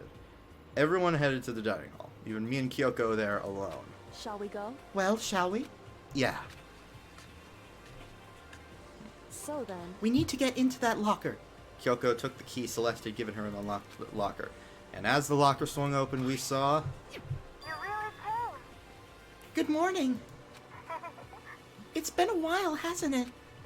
It's safe. Thank goodness. I never hear Kyoko sound so relieved. It was like she was speaking from the bottom of her heart. I did just what Celeste asked. I didn't say a word. I stayed quiet the entire time. So, Oh, and I think I might be able to open the last set of files soon. Maybe as early as tomorrow. I'm doing my best, so please wait just a while longer. Now we can officially say this case is closed. As far as the incident is concerned, sure, but... Can we take a second? Since we have the opportunity, I want you to be honest with me. Kyoko, please tell me, what are you trying to do all on your own here at this school? You... Is that why you wanted to come here with me? However... Regardless, that's not something you need to know right now. I don't need to know. That just makes me even more worried. What? Worried? Like what happened during the investigation this time. You disappeared and we didn't see you again. Without warning, without explanation. When you do that... Indeed. It's only natural that they think I'm the mastermind's spy, right? And you too. No! I believe in you. What? You believe In me? Isn't it obvious? People believe in their friends, right? That's why I want you to tell me. And I want you to believe in me, too. Because we're friends. I understand. It's true. Then, maybe I can believe in you. Just a little bit more. Then, That's fine. fine, I'll tell you. I'll tell you why I've been disappearing and where I've been going. You see, and yet we won't be able to hear any of it. Oh, okay. What I heard from Kyoko then was, well, frankly, it kind of blew my mind. Right after I told Kyoko I believed in her, she told me a story that was, well, almost unbelievable. I decided I had to confirm what she'd told me with my own 2 eyes, so I waited for nighttime to come. And when it did, I went to action. Correct. The boys' bathroom on the 2nd floor doesn't have a surveillance camera or monitor in it. And in the storage closet there, way in the back... Said in the way in the back of the boys' bathroom storage closet, but Kyoko really be right about this?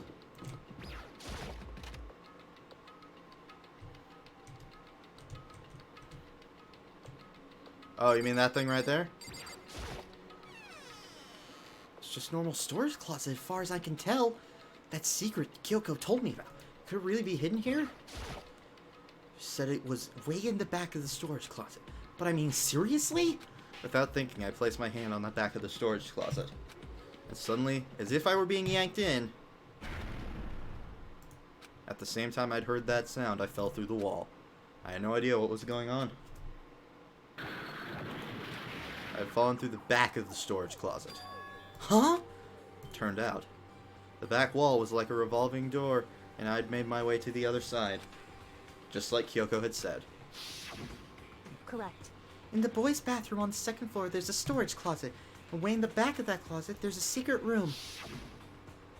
So this is the secret room. But what's in here? It's just a normal desk with normal drawers. There's a bunch of files and what looked like volume after volume of yearbooks. They're all covered in dust. Looking at everything, one file at the edge of the bookshelf caught my eye.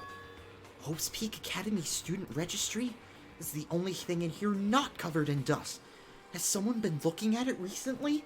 I slipped the file into my hand, but before I had a chance to take a look at it, I'm guessing someone followed me in here, right? A slip of paper fell out of the file and turned my attention to it. What's this? Oh, maybe not. You must not leave. That's kind of weird. I could understand if it said, like, I can't leave, but you must not leave? What is this? My head feels funny. This strange sensation. It's like deja vu. Those words, you must not leave. I've seen them somewhere before, but I can't quite remember. What do I know? What don't I know?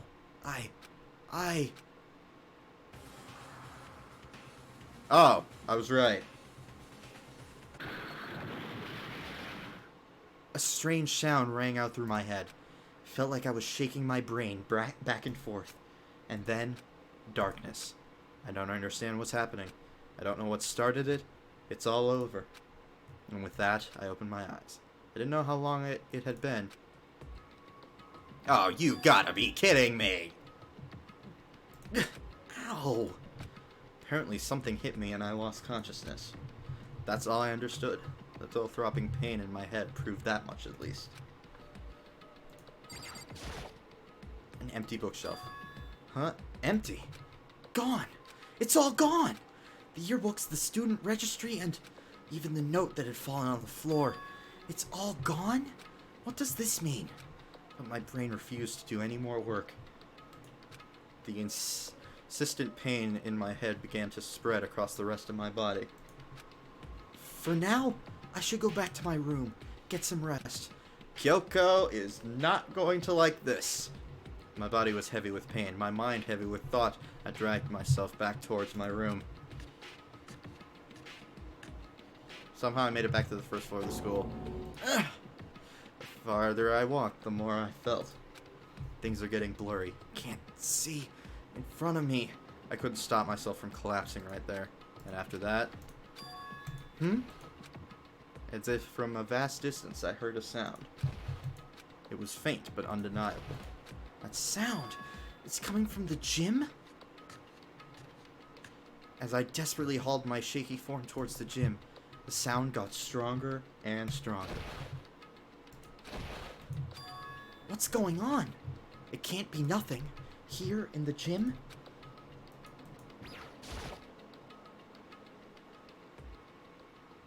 I didn't make a sound as I opened the door to the gym.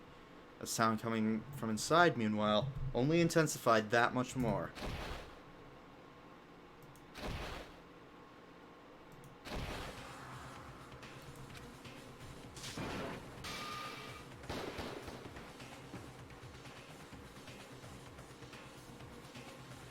Before me, there raged a battle beyond anything humanly possible.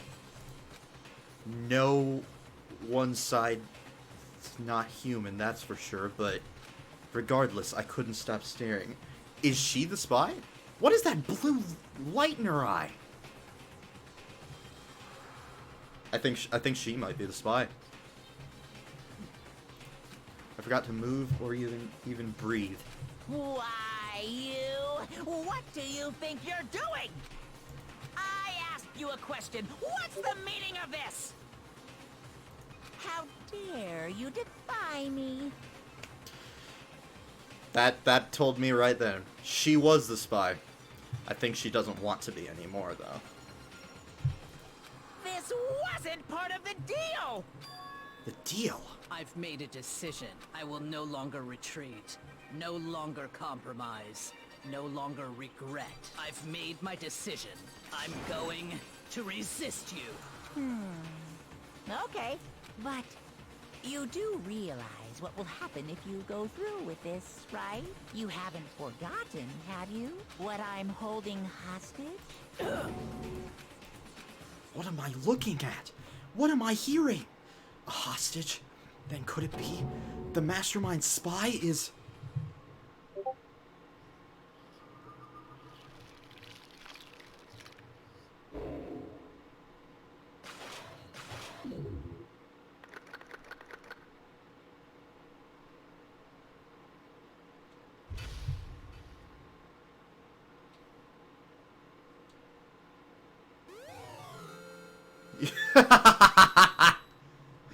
Wow.